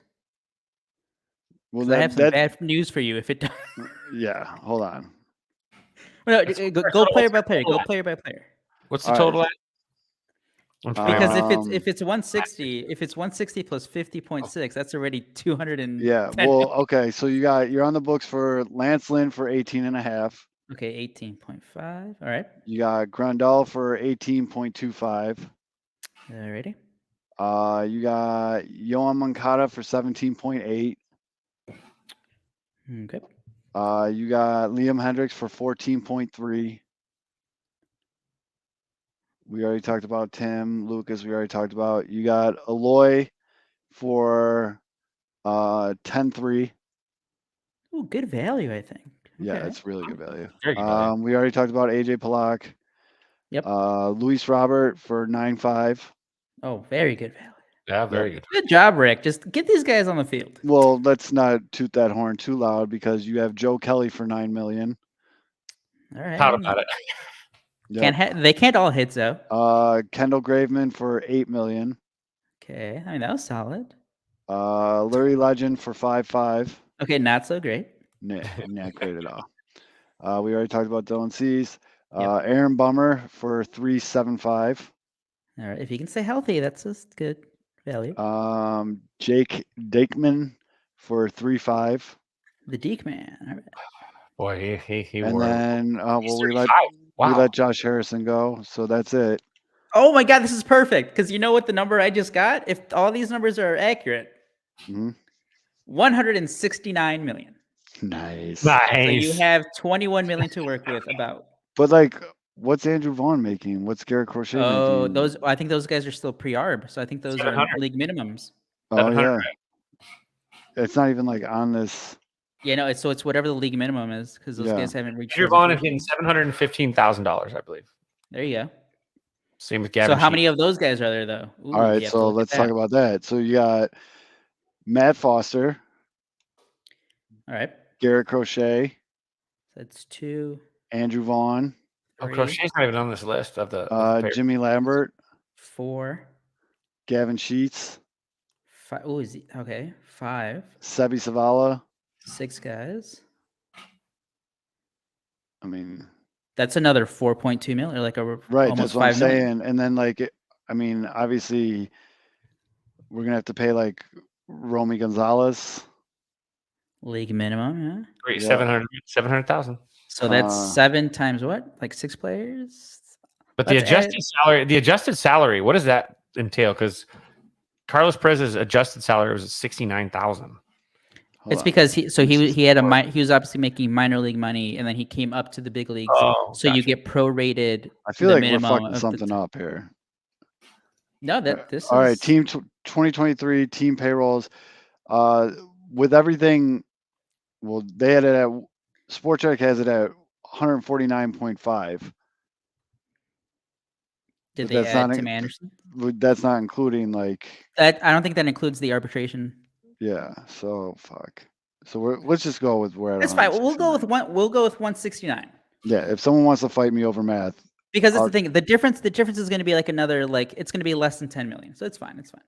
We were unaware that there would be math on this exam. yeah. No, Well, it's good. and like because the all these, league minimum guys only make like 700, whatever but that like number is. yeah, That'll but like change your Garrett adjusted Crochet's on a transfer. 2-way contract. Yeah. Like all these guys are on 2-way contracts. So Oh, there we go. It gets complicated. 'cause, here yeah, you go. Thank you. There you go. Seriously, Brian, I was just stalling until Brian or Jordan told us the right Mm. answer. I'm not kidding. That's what I was doing the whole time. So Yeah, there you go. So I was right. Yeah, I yeah, was we were pretty right. close to that We were number. right. So how much money do I got to fuck with going So into if free you add agent? the 169 plus the 6.3, you're at 175.3. So you have about $15 million to spend in free agency, unless you do trades. Oh, we're trading. Ooh, two trades. Well, we are. So trading. okay, so We'll be doing 169 plus 6.3. So yeah, you're at 175.3. Jesus million. Christ, I got 15 mil to fuck with. Do you got to work some trades? Hey, you've been trying to trade Liam Hendricks. All right, That's well 14 then, and a half. yeah, let's. Working in a Jerry Reinsdorf front office, though. It's a tightrope, really. Shit, man. That AJ Pollock money really screws things up. That's an extra The 13 AJ Pollock million. money, the Joe Kelly. Joe Kelly money, and the Graveman money really fuck Does- shit up. Does that site That's thing allow $30 you million. to do does that site thing let you do a GoFundMe to maybe raise the price or raise the budget a little bit? Jesus. Like a GoFundMe to maybe pay Well, for let me scroll down 3 pages of free agents. So Does it if say I- how if much I- money they It's save the by not bottom, renting out the whatever hotel for the Sox Fest? Well, I let's- I see a name that you might like there, though. I mean, it's 8 million, but All I right, think all right, Arzo, happy. let's do free agency. We'll figure out the money later. Okay. So you're at 175.3. Let's get to the free agents. Who do you want, sir? All right. And what do I need? I need an outfielder. I need a second Second base. baseman. And do I need another? I probably need another starter, huh? Yeah, starting pitcher. Yep. what Because about you let Cueto go. is it Gene But Segura? remember, you can circle back. You can circle back to I Cueto. know. Gene Segura? He's Let me, he's worth let me only look at. 4.9 after a $17 million salary in 2022. He's down to I know. 4.9. Zoe, get your guy. Get your guy. Get Frazier. Yeah, he's there. Colton Wong's there. Brandon Drury. Get him. It's loading. let my screen load here so I can see the money. God dang, DeGrom, 41.9 million. Why is Spot Track taking so damn long? Kevin. Okay, quick Cubs sidetrack. Kevin, Justin Verlander, 2 years, 44 million for the Cubs, or Jacob DeGrom, 5 years, almost $200 million. So I'm going to put my finger over on the list of it's obviously from market value at the top, the most expensive market value down. I'm going to put my finger over the players that I would like the Cubs to sign this year. You ready? Oh. Okay. I wanted to put my hand on just the entire top list because that's what I want. But you can't have that. So you can't always. No, well, Kevin, out of those two, Justin Verlander, who's I think is going to be 40, but he's still great. I'm taking if it's Verlander or DeGrom, I'm taking DeGrom 10 out of 10 times. Yeah. If it's Verlander for one and DeGrom for one, which that won't be, but I mean DeGrom all day. I just hope that it's because of the Mets, but DeGrom, I don't know why he keeps getting injured. Look, he also has a left-handed bat, so. All right. Sorry. All right, well, here we go, Zoe. So you need a second baseman, an outfielder, and a starting pitcher. I feel like we can get the starting pitcher and the outfielder via trade. I'm Ooh. gonna trade some mofas. All right. So you Some can spending big bucks for your second baseman. So Are you going to take someone off of someone's hands, and they're going to pay some of the payroll for this year, and then you're going to be we're gonna have to work that. option for are you going to play that game? We're gonna have to work that. Brian is correct in the comments. DeGrom is going to the Braves anyway, so That's that's we don't have to worry about it. Done deal. Yeah. You know what? I'm gonna get tore up in the comment section. Wouldn't be the first time. Will not be the last time. Give me Adam Frazier. Yes. He's 30. Boy. So Uh-oh. It's Over the hill. Be careful, Zoe.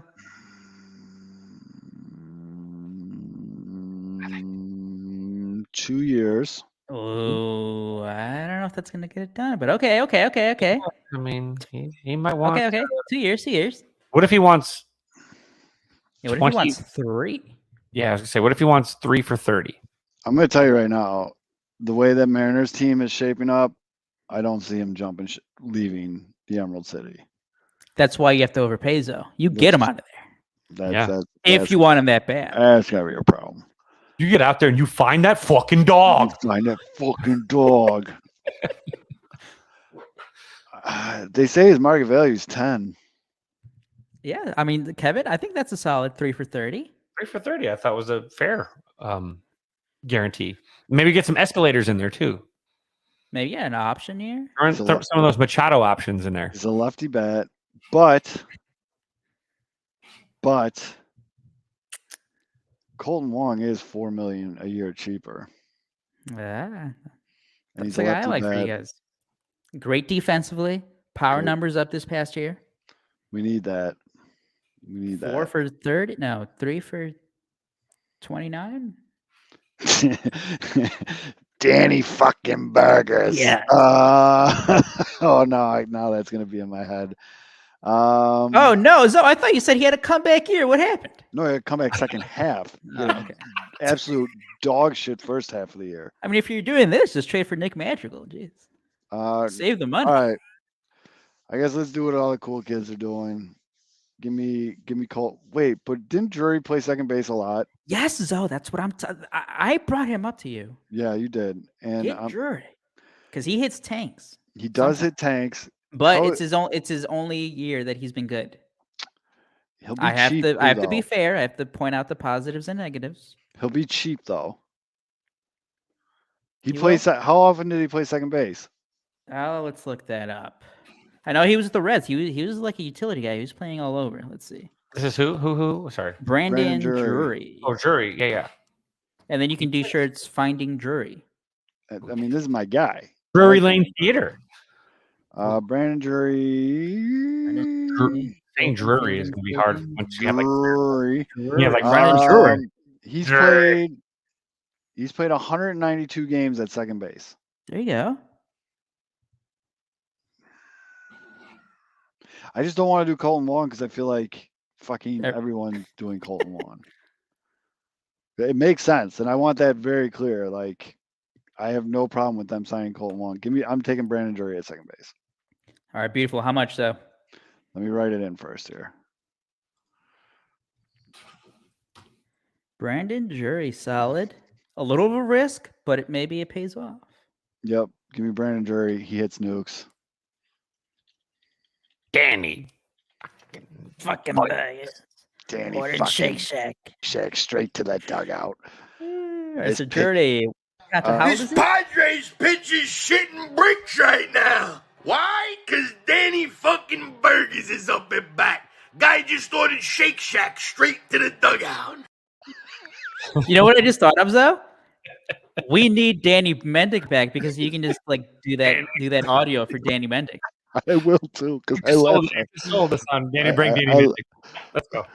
I laugh. Trade every time. everyone, sign Daniel Vogelback. So you can just have that. Brian, very valid point. Yeah. It's an Okay. actual second baseman, I guess. So but this makes a better case for Colton Wong. Yes. Colton Wong's a better defensive second baseman with a little bit more range.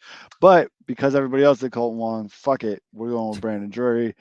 Brandon Drury, I'm giving him.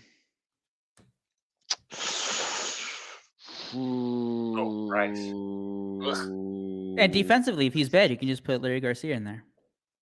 Got that meat lovers pizza in the trunk. Give me 3 years, 18 mil. How old is he? Drury's 30. Oh, okay. Drury, where's he at? 3 Where's that? years, Fair. 3 years, 18 mil. So that is an additional $6 million AAV. So you are up to $181.3 million. 3 years. What did I say? 18. Yep. Make it 19 because he's like a 6'5", so it's really 13 for 2. Yeah, let's do 19. 19. Yeah, 19, all right. fair. Let's spread a little love around. Send him a Christmas card. Jelly So of the maybe month. some incentives. He gets to $20 million. There you go. Yeah, Give we him some. Make it a nice even number. We could do an incentive loaded contract with him. So we'll Do a do Bobby 3 for Bonilla 19 guaranteed, incentives up to $20 million. A Bobby Bonilla contract every year on the same day. He gets $412. All right, so that's really all we can do in free agency. So Now you have more room. well, how much more room I got? You still have. So what was that? An average of? Now, hey, does Colas factor into any of this, or is that are we Well, not yeah, there? he's going to be my starting right fielder. Here we go. Ooh, That's your. Money saver right there. God, So dang. right now, Zoe, you are up to $181.63 million. So I got 9 mil left. Just about. Let's go shopping.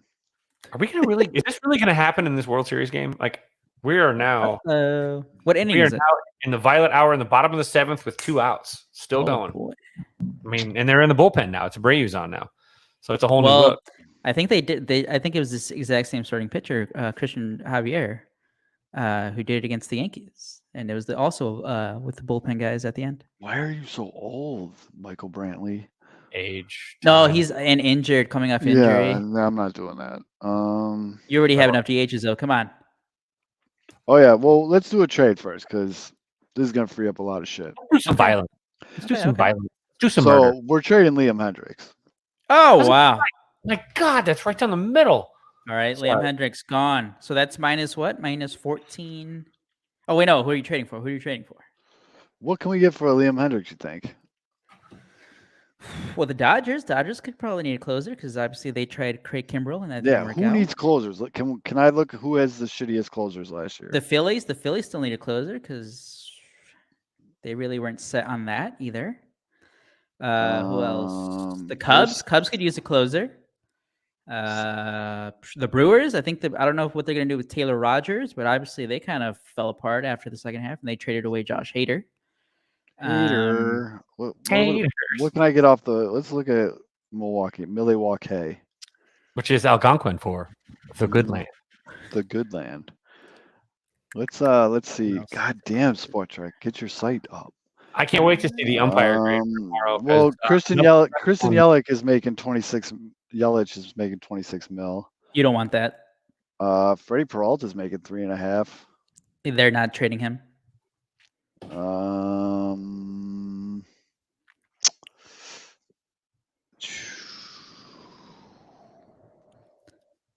I'm thinking about it so very quickly. I think that's a tough matchup to trade with the Brewers. Yeah, I'm just looking right now.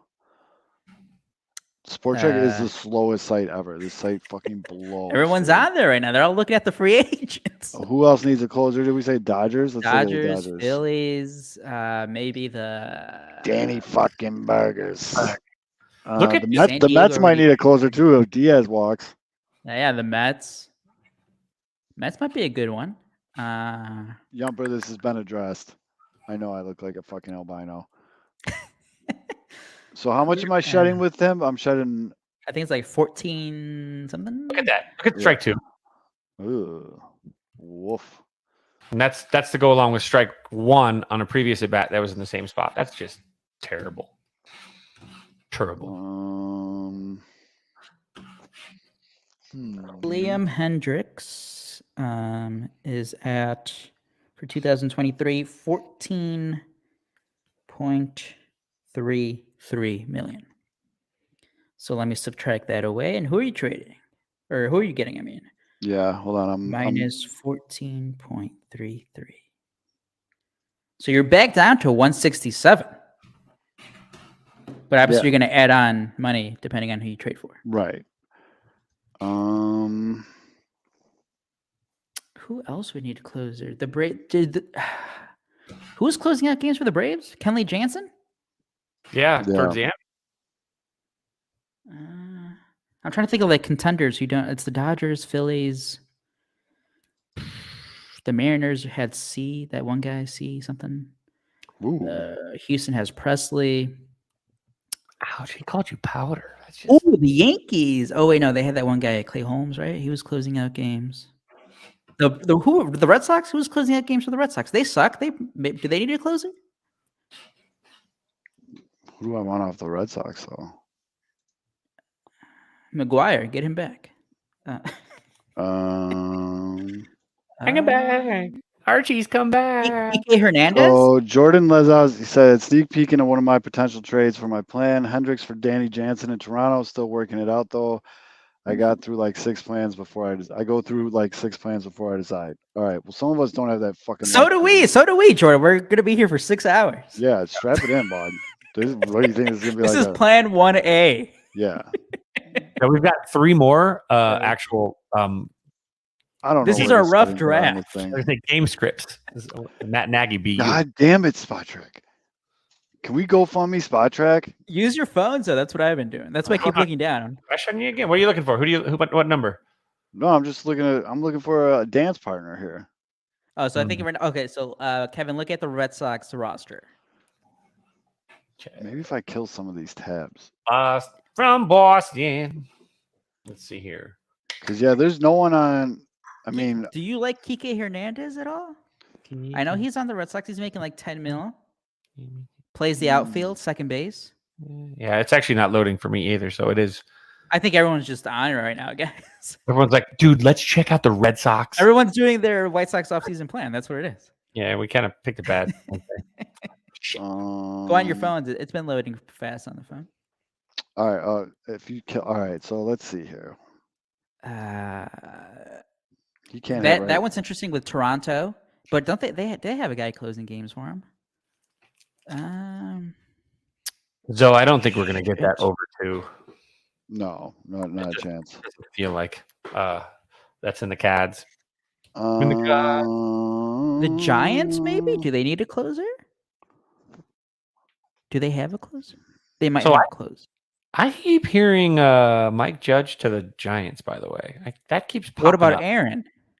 Or Aaron Judge. My God, how many times am I going to do that? You did that? Yeah, I was gonna. Shut up. No, I'm not seeing any. The Hill too. I'm not seeing anybody on the Red Sox that I wanna trade with. Nothing. All right. Yeah, in English, you speak it. What about the Giants? Who I know they've. Well, there we go. We got some free. Here we are. It finally loaded. So I think the Giants maybe could be a player. Hold on. 23. Because now I'm looking to see. That one's tough though. Look at the Dodgers. Look at the Dodgers. Just keep trading your closers to the Dodgers or relievers to the Dodgers. Can you imagine though, back-to-back seasons you trade Kimbrel and so they can give us like Taylor or whatever, another washed outfielder. Hey, come on. Most White Sox fans wanted Chris Taylor last offseason. I know. I'm just saying it's not a really good track record. I'm not getting like a good prospect, am I, for Liam Hendricks? I think you can get a decent one. You'll get a baseball player. Do you think I get a top 100? Maybe. I think lower end on that top 100. Interesting. I think so, because Liam Hendricks is still he's an elite closer. Mm-hmm. Especially a contending team. The money isn't too crazy. It's 14 million. You think the Yankees give me Jason Dominguez? No. He's 39 in the top 100. This was a great example the other day. I forget which Cubs fan I saw quote tweeted it. It was there was a story talking about the New York Yankees. The New York Yankees right now seem a lot like the 2018 Cubs with ownership and the GM. The way they're talking, it's like they're not really spending. They don't really want to go after huge free agents. They might lose their own big free agent. Mm-hmm. Yankees actually cheap. My column. All right, let's work something out with the Dodgers, where I can get Ryan Pepiot. How do you say his last name? Pipot? Pepitone? Not going to work here anyway. Let's call him Ryan P. Pilot. I like this kid. Is he a top prospect? He's 25. He's still rated number 74 in the top 100, but he does have MLB experience. He pitched up this year. He threw 9 games. He had a 3-0 record with a 3.47 ERA.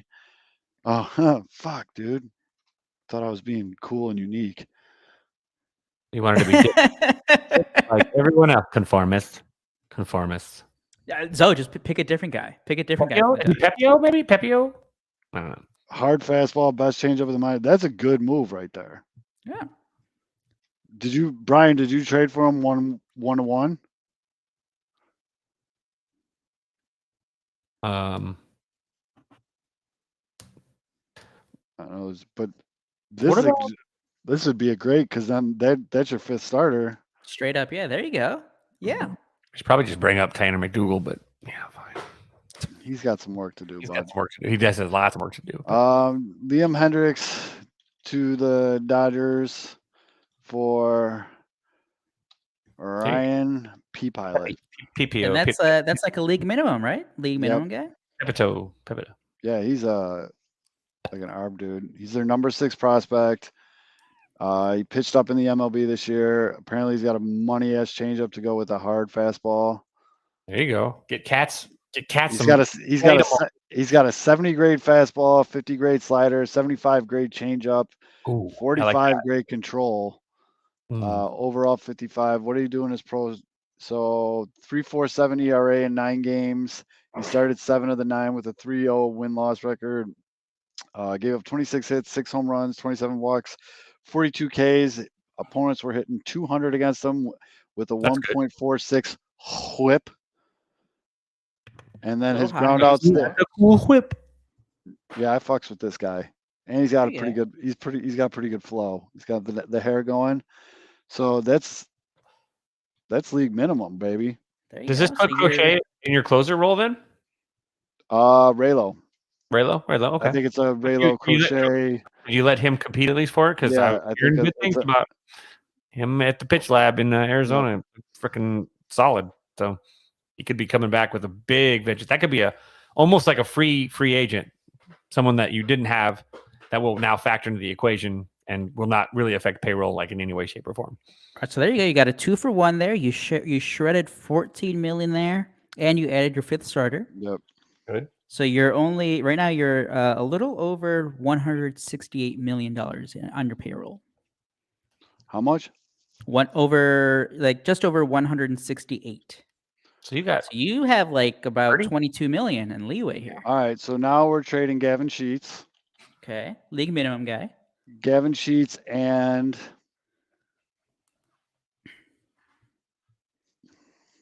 and I'm putting a package together. We're packaging. Hold on. This is all I can think of. This is really funny. This cracks me up. But how much money do the White Sox have left? $1.2 billion.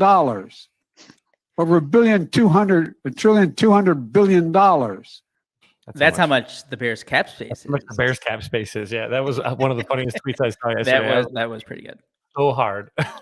Package. Jerry's like, "What do you keep listening to that over and over again?" I'm like, "I can't stop laughing. This is just." All right, we're gonna package Sheets. How much? Over $1.2 billion. A lot of dollars. I want to package like Sheets with Graveman. What about Diekman? He was No, Diekman has 0 value. At least Graveman has like some value to it. So Sheets and Graveman? Do a Sheets Graveman package. For? Let's go shopping. To the Cubs? Who needs a power lefty bat? Cubs. Should we and reliever help. Oh, Tani. The Mets. Let's see what the Mets got to offer.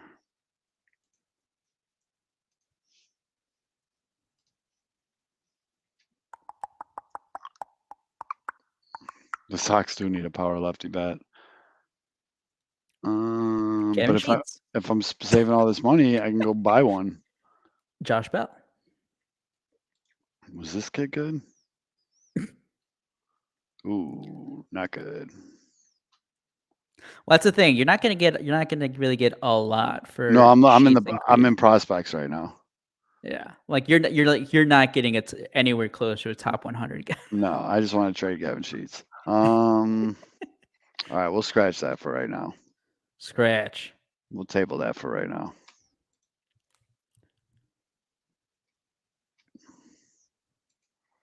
Ooh, real quick though, let's go look at what Texas has to offer. Ooh, okay.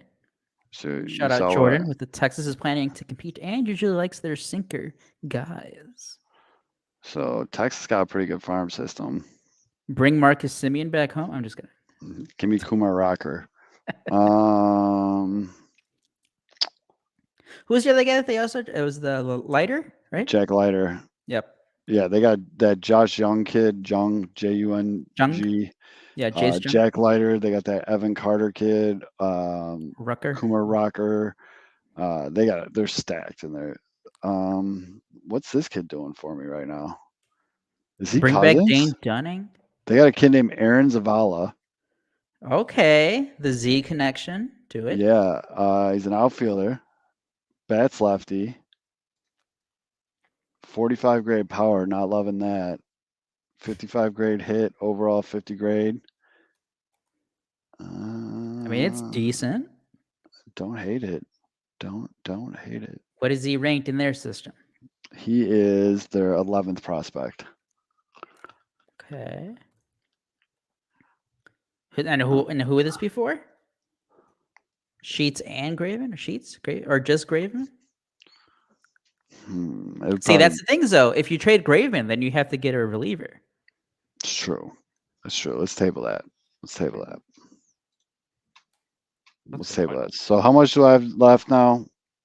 Well, you still didn't make a move after that. You're still at 168 million. So you have 22 million left to play with. Because you traded away Liam Hendricks. But you got a fifth starter in that Ryan Pupiet. Yes, I did. Pepe. What's your rotation looking like? Cease, Lim. Well, yeah, that's the other thing. Let me write out the team here. Yeah, do your lineup. Make sure you start 2 center fielders. Yeah. Summary: we got first base, Andrew Vaughn. Oh, Bryson. Second base is Brandon Drury now. Second base, Brandon MFN Drury. Shortstop T Daddy is TA.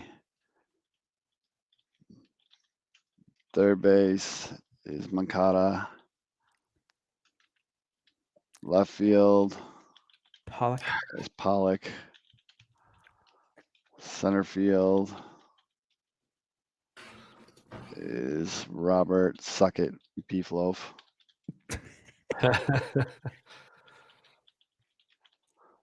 Right field Oscar Colas. Colas. All right, so who do we still have on our bench? Wait, we have to add Oscar Colas, so that's another 700,000 or so. Yeah, that's fine. I'm gonna do. Oh shit. Who's on our bench right now? Larry Garcia, Zavala. Oh wait, who's our catcher? No, Nova. Oh nope, caught it. Wow. Randall. Yeah, catcher's Jazz. Then the rest of your benches would be Zavala, Danny Mendick. When's he coming back though? Because wasn't that an ACL? Bench is. So I don't think he's going to be on the opening day roster. Larry Garcia, Zavala. Oh, did you put Eloy DH? Oh yeah, I gotta put Eli DH. Who else? Larry Garcia, Zavala. Adam Engel. I didn't trade Sheets. You didn't trade Sheets, that's right. So Larry Garcia, Zavala, Sheets. Adam Engel back on that minor league deal? No. No? I mean, we could just start. I mean, we could pick any of the fuckers from AAA. Berger, Romy Gonzalez. Yeah, I think Romy's the guy, right? Yeah. Yeah, we'll say Romy. We'll throw Romy on the bench. Romy. How many people do you need on the bench? On this, like 5? Because it's 26 on the active roster. Yeah. So 1, 2, 3, 4, 5, 6, 7, 8, 9, 10, 11, 12. So we're at 13. Jakey Burgess. Well, here, let's do the rotation. Cease. Cease. Then we got Giolito. Lynn. Lynn. Cease. Lynn. Giolito. Was it Kopech? Kopech. And then Pupiet. And then Pupiet. Shit, I already forgot how to spell his name. P-O-P-I-O-T? We're all down with P. Okay. Yeah. And so then in our bullpen, we got Raylo. Aaron Bummer. Crochet. Joe Kelly. Is Crochet going to be back? Yeah. He's already ready. Is that a guarantee? Okay. I'm saying yeah. We want to break that. We'll break that. Crochet will be ready. Crochet's already When ready. did he have a surgery? Was it Been a while. February? He was, I mean, done- it normally he takes was a year almost plus. ready. He was almost ready at the end of He's the fine. season. For the sake of this, he's in the fucking bullpen. Okay. Graveman Crochet. hasn't been traded yet. Graveman. Kelly. Ruiz. Ruiz. I feel like we're Jimmy missing- Lambert. Yeah, he actually played pretty good. No, not. Who was it that you kept? That was Ruiz. that was Ruiz, right? Ruiz. Yeah. Yep. That's one, many two. That's 7 in the bullpen. You have We Crick need on there. one more bullpen guy. Did you? Was Crick a keeper? I forgot it. No, we let Crick go. Let Crick go. Okay. I'm missing someone in this bullpen. It's annoying as shit. Tanner Banks. No, bummer. We could put Tanner Banks in there. Raylo Burr. It could be like Banks. No, Bird's injured. He's off the team, I think. Yeah. I love that Josh Harrison shows up in the pitching stats for the White Sox when I'm looking at the fan graphs. I'm missing one. Just give me one other bullpen guy. I really, at this point, don't give a shit. Oh, Davis Martin. Yeah, Davis Martin. Oh, there you go. Just a little long relief swing man. Yep. Okay, so Upside down that's pineapple. 222 One. BABIP against him. That's not too shabby. 5, 6, Really 7, lucky. 8, That's 9, what 10, that- 11, 12. So we're carrying 13 pitchers. 13 players. There you go. That's solid. Yeah, so we're good here. But now I can go shopping because I got Now you can go fucking shopping. money. Zobi shopping. So I would like another outfielder because I don't know how long Colas is going to take. Jock. Wait, no, he can't field. No, he can't field. Defense is. Oh, I already know. nonsense. Andrew McCutcheon's a free agent. No. He's like Go 100. big. Go big. Take a chance. Offer. I think he's going to get non-tendered. Take a chance on Cody Bellinger. There you go. I would love Bellinger. He could play Give him, first. give him, give him like the 1-year prove it deal. Yeah, he's How much- versatile. He can play first. How much is Cody going to make? I mean, it's probably going to be around the qualifying offer number. Yeah, I lost that. Hold on. Shoot. Let me get back So to the that. qualifying number offer is like at 19 million, but like you can offer him like a 1+1 or something. Because he's been really bad for the past couple of years. Yeah, he's R4 this year. Dodge. Dodgies. That's the thing, because like what is his arbitration estimation? Yeah, look at that. Pulling that up right now. I got it. Market value. He is coming in at. The Boris client. You made 17 mil last year. I see that popping up. Oh, I'm looking at actual Dodgers. Oh, there's a Dodgers free agent. He's a free agent, right? He's coming from. So the estimate for Yeah, 2023 arbitration, yeah. is just under 16. So there you go. Offer him like 2 for 30. Oh, he's gonna get a non-tender. That's right. Yeah. That's that. I was looking at free agents only. Is 2 that for- fine, Zoe? 2 for 30? Is that too much? I was going to Not say enough? 2 for 32. Okay, yeah, there you go. Just to make it, yeah, I'm signing Cody Bellinger. Y'all can lick my chode. Bam. That works. So you are now up to 184 million. Number 2, Cody Bellinger. Bellinger. And that's a guy who Good can play for- the outfield, can be a first Yeah, first baseman if Andrew Vaughn needs a day off or two. What did I just say? 2-year, 32 mil? Yes. Andrew Vaughn can play right field if he needs a day out. I mean, it's just fantastic little He symbiotic can relationship. DH. It's He a still lefty has some pop left. Yep. And he could find it again. Like that's the thing is maybe a fresh start is that kind of like kick to the system again that maybe kickstarts him and maybe you get a good Bellinger. Good Bellinger is fantastic. He was like, remember in our first fantasy draft, he was like one of the top.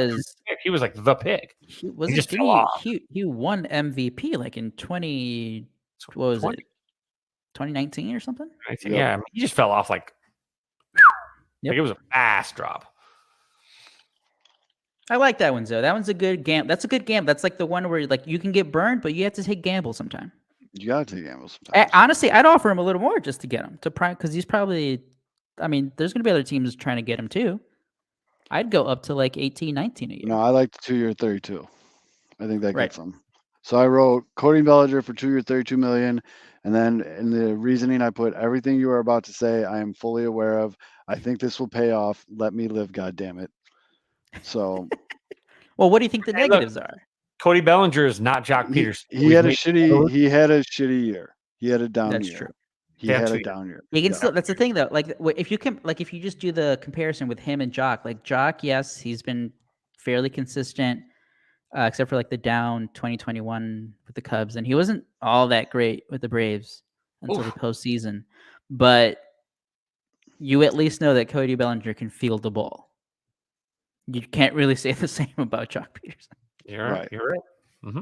Cody's got a fucking cannon too. Yeah, he's good. No, he brings more to the table than just a bat. So, and he's a winner. You get a winner. So how much do I got left over? You have about $6 million, about $5 to $6 million. He also speaks Spanish and won the World Series in 2005. So you can sell that to White Sox fans. Yeah, and he'll hold people accountable. Loves he's, weed. He's fiery. He'll hold people accountable. How much do I got? About between 5 and 6 million. 5 and 6 million. I think I need another reliever in there. I'm actually looking. I'm shopping in the reliever market. You want a lefty? Jason Shreve. Jason Shreve. I mean, not for no offense to Chasen. I want him to make his money. I mean, You pay him But not less. for 5. But not for 5 million. Give him 1.5. We could throw Jason. We could throw Jason a mill, and he can prove it. There you go. There you go. Do it, Zoe. Add it in there. Friend of the show. Do Add it it for in there. Front of the I'm in. I like the it. record show. Let the record show. I will tell him on Monday when we're golfing. All You know right, what? Like, sweet it up. Yeah, do the same thing. 1 million, then some incentives in there. Number Yeah. 3, Yeah, he'll do it. Jason. How do you spell his last name? Shreve. Shreve. Shreve.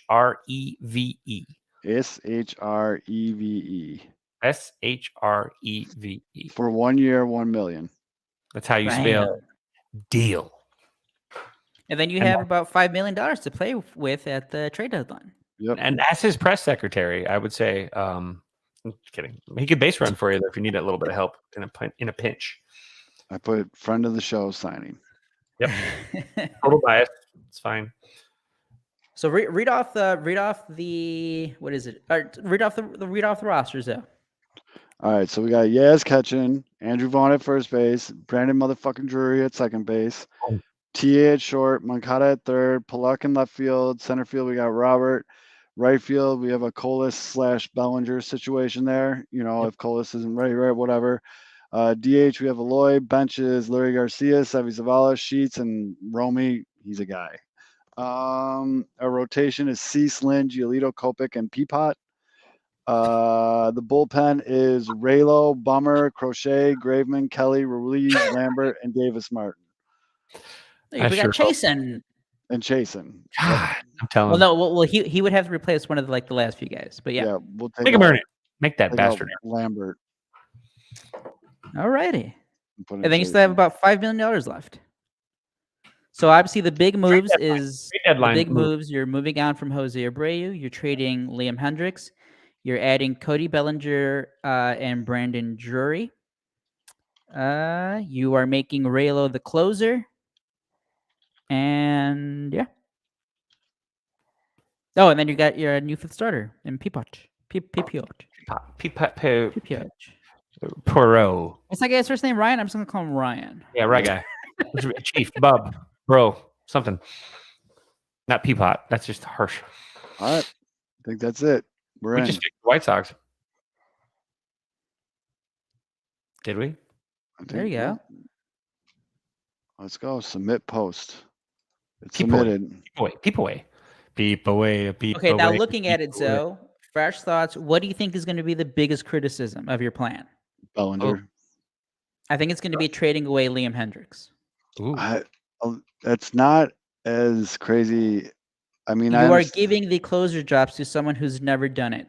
Yes. What if I were to say that that's actually more likely than, yeah, like what this? It's not actually like Zoe's cooking on some heat right there. There's actually that's kind of there's been a grumble. I've heard a grumble multiple What's times. McDougal saying? Oh no, not from McDougal.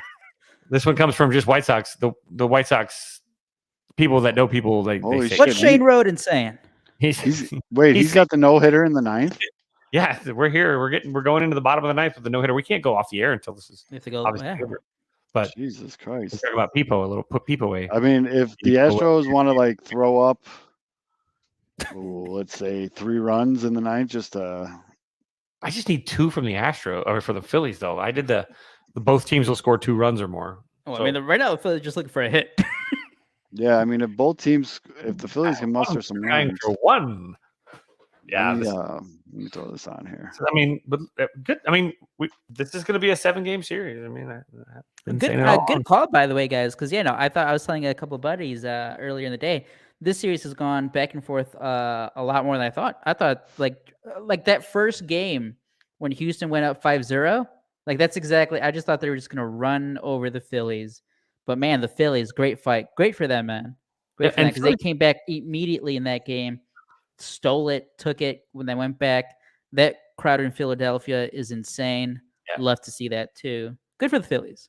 And I see Phillies going back to because they're going back to. Are they at home one more time, or are they going back to Houston for They a still game? they would have Thursday night still in Philadelphia. Damn, the Powerball number was I 23. feel like they go back to. Oh Houston. no! Someone in Chicago hit that. Right? Because not only do you have Jordan, you have Sandberg.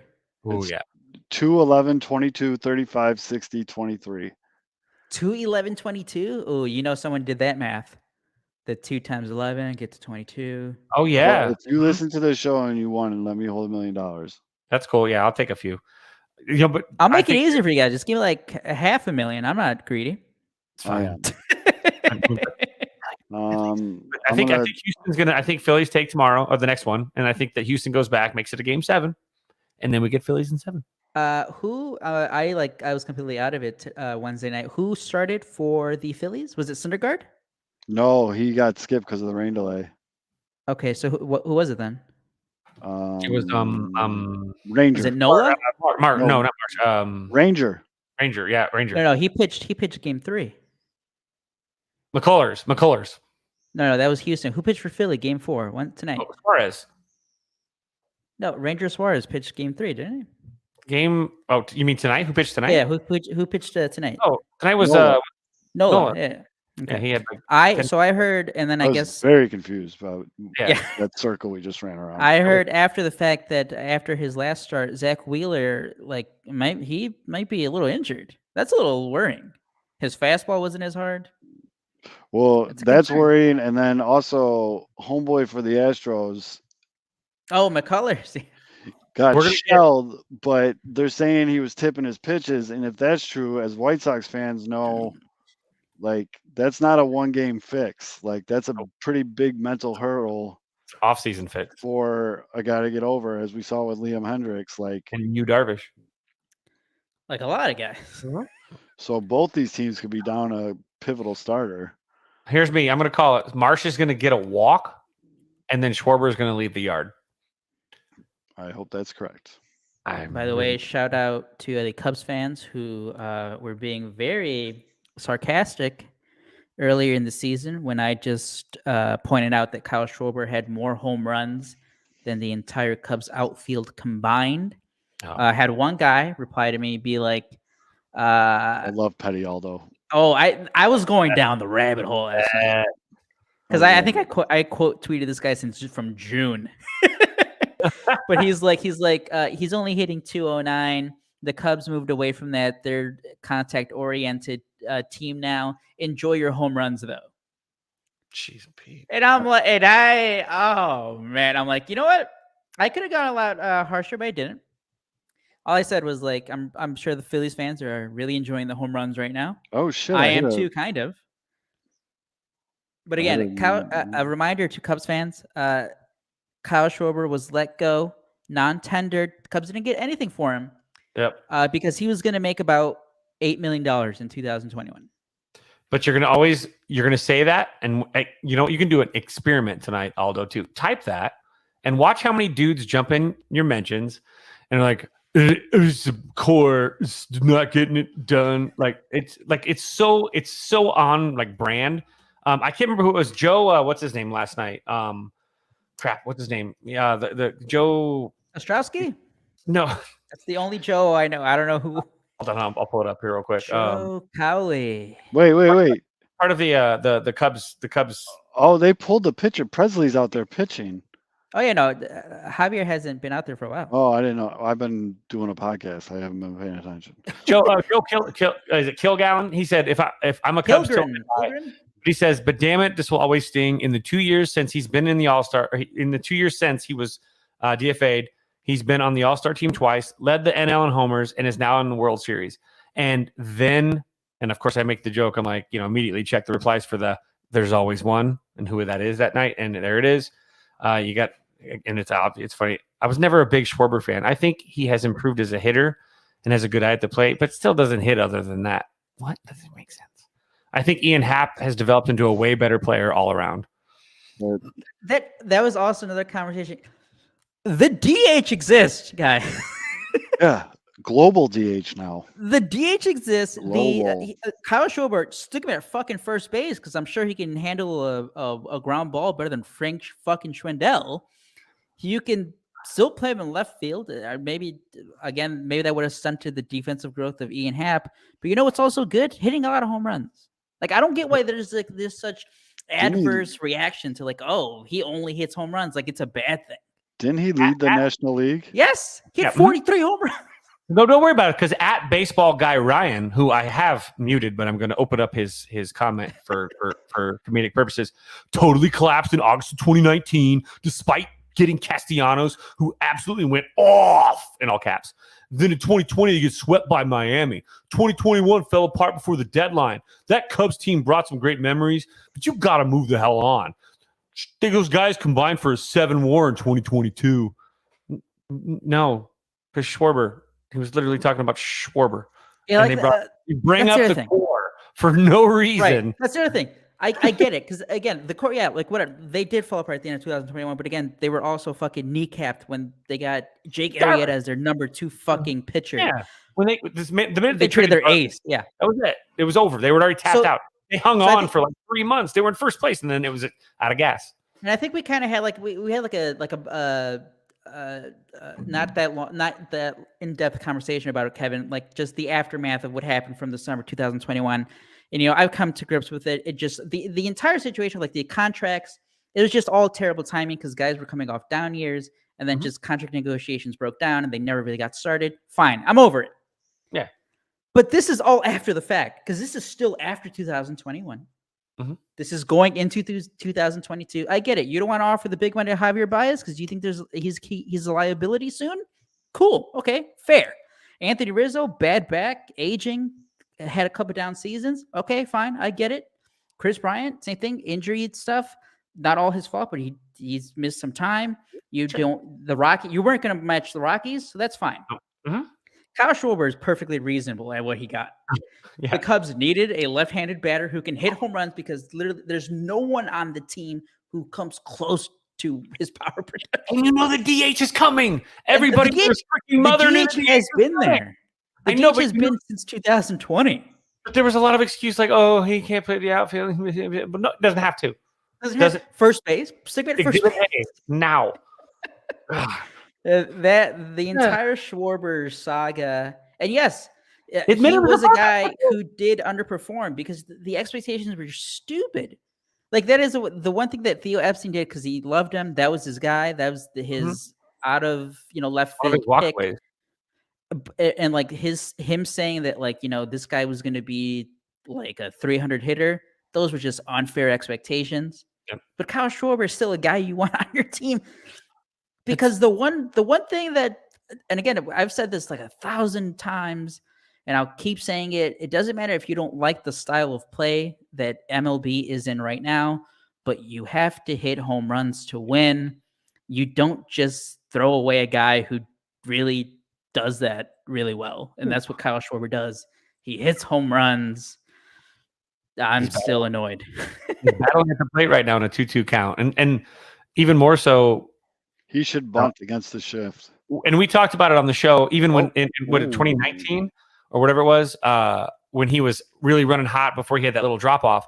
We talked about him being traded at least cap value. If you are gonna trade him or let him go, that was like the moment. And Theo, he balked, and it became, and I remember all these, again, these Cubs accounts that now are whatever thrown out. They were like, no, don't trade him, and it's too valuable. And then he drops off, and then like everything happens. It happens that way. And so the Cubs messed it up there in that sense. They didn't at least strike the first time. They didn't strike when the iron was hot. Had a good opportunity, and then the second time they undervalued him instead of overvalued him. The first time they overvalued him. The second time they undervalued him. Let him walk, and this is where we're at. I mean, like, again, Theo Epstein is that's one of the reasons Theo obviously dipped. He didn't want to be a part of all that, and it's kind of like, how do you not see that in front of your face? Like, it's right there, and it's like who do we talk about? Not knowing you had an MVP or an all-star like right under your nose. I can't remember who I was having a conversation. Well, the White Sox with Abreu when they weren't 100% sure bringing him back. Yeah, that's right. Not bringing Abreu back. Like, how do you miss that? It's right. It's in house. You see this person every day. You know what they can do. Like, how do you miss it? But by the way, Zoe, quickly take Mm-hmm. everything that's happened since into consideration: injuries, contract stuff, numbers. Take it all into account, because this was the other name that could have been with the Sox back in 2017. So we got a Schwarber walk. In the past 6 years now, who would you have rather had, Eloy Jimenez or Kyle Schwarber? Ooh. Take everything into consideration. Well, then Kyle Schwarber. By the way, I'm digging Presley's glove. I need to rewind. Actually, that's a good looking man. I mean, injuries alone. Right? Yeah. Because that was the other rumored name that the Cubs were like, all right, you got to pick one of the two. And hey, Rick Hahn, you picked Eloy. Or the Sox picked Eloy. Yeah. I mean, he's less expensive right now, isn't he? Oh, no. I don't think it's like a horrible thing that they did, but. Oh, no, definitely not. Because again, Eloy, guys, I'm telling you, I still, obviously we'll get into it as the offseason goes on, heading into spring training. The Sox are a good team. They just have to stay on the field. Yeah, we didn't even have to like do too much there. Yeah. They were shifted to the left side. Presley left the ball up and away to Hoskins. Hoskins took it for a strike. That's the ball. When they say that, hey, it's not that hard to hit the ball the other way, that's missing a way to hit away from the shift. And actually, that's not a hard pitch to hit right there. Sorry. And he's working away the whole time. Wow. Or he's missing a lot. No, but what did the spin look up to, Kevin? It was a fastball or a cutter. That ball was in the zone the entire. Not the recent one, the one that was just now, ball 2. That was a spinner out. But this one is who the hell is this guy? Hey, Mitch. Oh, we check your data, buddy, because one guy. We haven't even played it yet. We're 2:16 in. That's and right. We've been too busy fixing the White Sox that Mitch had to come in and remind us from his corporate.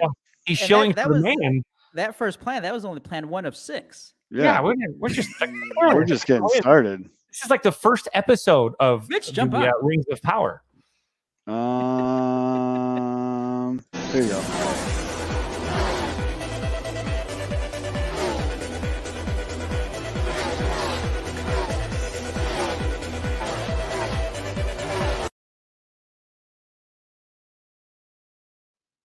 I don't know. You're gonna have to rip it. You want to do it? Oh yeah, here we go. It's right there. So, hey boys, sorry I couldn't. Wait, should I wait? I was gonna say. So Mitchell ditched us for a corporate event because I guess corporate Mitch. No. Uh-oh. No hitter in the World Series. That's insane. Wow. Dude. After you absolutely mashed the night before. With 2 outs. Oh wait, you're saying? Oh, I'm just following it on my GameCast thing. Yeah. Don Larson's perfect game against who? Who threw that? Who did Don Larson throw that no hitter against? That's insane, dude. I mean, absolutely mashed to come to that. Like, that's insane. All right. Mitch ditched us. Here's his NASCAR minute. Go, Kevin. Oh. Hey boys, sorry I couldn't make it tonight. Too busy being a corporate shill, but we still got the NASCAR minute for you. Let's get into it. We're gonna set the stage. We're gonna set 34 laps 34 laps to go. Yellow flag comes out. Everyone's like, playoff implications. It was just JJ Yaley in the back. He's some scrub. But now there's some decisions to make. So as we mentioned before, it's only 4 spots. 8 drivers up for those 4 spots. Joe Logano already got one of those 4. He won in Vegas. He's in. So it's between Chase Briscoe, Chase Elliott, Denny Hamlin, Ross Chastain, William Byron, Ryan Blaney, Christopher Bell. Now between those, Chase Elliott, he's probably safe. Hamlin, Chastain, Byron are the 3 kind of gunning for it. Right now, Hamlin and Chastain, they're going to be safe on points. But the problem is the two guys that are way below the cut line, Briscoe, Bell, Blaney, they all need a win. Well, guess who's winning the race when the caution comes out? it's Christopher Bell. So Christopher Bell, they decide, their crew chief, we need to win. Let's get 4 fresh tires. We think we can get back up to the front. Chase Briscoe, their crew chief, like I said, he's way below the cut line. They're like, we are going to stay out on the track. We're going to roll the dice, old tires, see if we can hang on. So for 30 laps or so, it was working. Chase Briscoe in the lead with 5 laps to go. But here comes Christopher Bell. Let's do a little breakdown here. Bell's got the 4 fresh tires. He's going to blow past him. A little bit of bumping, a little bit of running, but now he has got the lead. And this is bad because now look at the point standings we got here. Elliott, he looks okay. Hamlin's safe by 2. Chastain below 2. All Chastain has to do is move up and get within 2 spots of Denny Hamlin, and he is going to be okay because he has the tiebreaker. He's nowhere near him, though. That was the problem, and he knew and he was going to probably be pretty close to him throughout the race, and he thought he could stick with him. But Hamlin completely outclassed him on that straw track. Crafty veteran. He moved all the way up from 9th all the way to 5th. So he's got the spot. Chastain, he's a little worried. So we're going to go now with 2 laps to go. Hamlin, as you can see, all the way up here, he's in 5th. Chastain down in 10th. He is screwed on the points. He needs to make up some spots. He needs to make them up quick. But the problem is there is no one near Ross Chastain. Meanwhile, Christopher Bell, if Bell doesn't win this race, both Hamlin and Chastain are in. So he needed, like, Bell really clutched up to get the lead in first in the first place, but there he is. So Bell's in first, Chastain behind him, as we can see here. Hamlin looks like he's going to close in. Final lap to go. So Bell's going to cross the finish line first. His spot is going to be clinched. Elliott's spot, as you can see, he's going to be fine too. He's not losing 70 spots here. Hamlin, he thinks he's safe. You know, he's rolling along here like, I'm not going to be worried about Ross Chastain. And as we remember from older breakdowns, Denny Hamlin and Ross Chastain don't like each other. Ross Chastain wrecked him in St. Louis. Denny Hamlin's like, I'm going to get him back. And Ross is like, oh, I'm sorry, I just keep doing it. It's not going to happen again. Well, 2 races later, he wrecked Denny Hamlin again. So Denny and Ross Chastain have a beef, but Ross, he don't give a you know what it is. So Chastain realizes at this point, oh crap, I'm too far out. I'm too far out. So he calls the crew chief on the radio. He's like, hey, can I make up these 2 spots? And they're like, you know what to do. Ross Chastain, the biggest balls in NASCAR, hammer down, goes hard, 5th gear, slams it into the wall. As you'll see, it looks like someone's spinning out. He comes flying in, makes up 5 spots. He got in. He just threw that thing in 5th gear, rode it along the wall. He let go of the steering wheel because that's how he got the speed. The fastest lap in Martinsville history. So now the team's waiting. They're like, wait, did this actually happen? This actually happened? Like, what happened? No one knows. Suspense. And they realize their boy fucking transferred. He's got the biggest balls in NASCAR. Pulled off the move of the century. Look at this. Right in the wall. 5th gear, hammered down. And these cars aren't safe either. Like, they've been scrambling people's brains all season because the new car isn't that safe. Ross Chastain doesn't care. Look at this. The G's on this. It's like a fighter pilot. Just comes flying around the corner. I don't even know if this video is that good of quality. Who cares? Now, what really pisses me off, because Ross Chastain, he got into the Final 4 like a boss. All these other NASCAR drivers, oh, well, this move should be banned. Oh, I don't care. Kyle Larson had the audacity to be like, it's an embarrassment for the sport. Well, you know what else is an embarrassment for the sport, Kyle Larson? In fact, you didn't think of it first, and I'm pretty sure he said the N-word on a live stream, so like that's not good for the sport either. But let's just call Ross Chastain and his baller move an embarrassment. Makes me sick. I hope he wins the whole damn thing. Good for you, Ross Chastain. You made NASCAR cool. If you didn't watch this race Sunday, what the hell are you doing? I'm out of breath. I gotta go. That's your NASCAR Minute. By the way, Grifol, good hire for the Sox. I like it.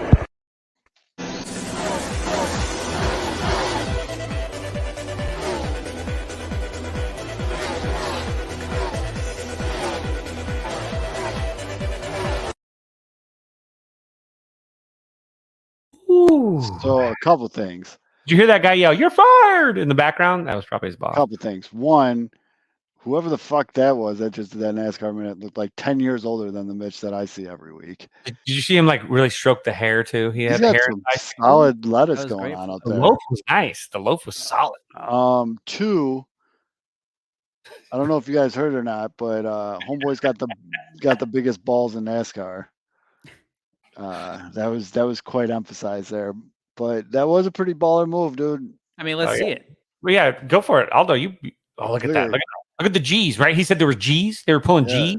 He just Holla basically G's. just Look at said- that. Oh, look at that. he basically just Leroy Jenkins the fuck out of that thing, dude.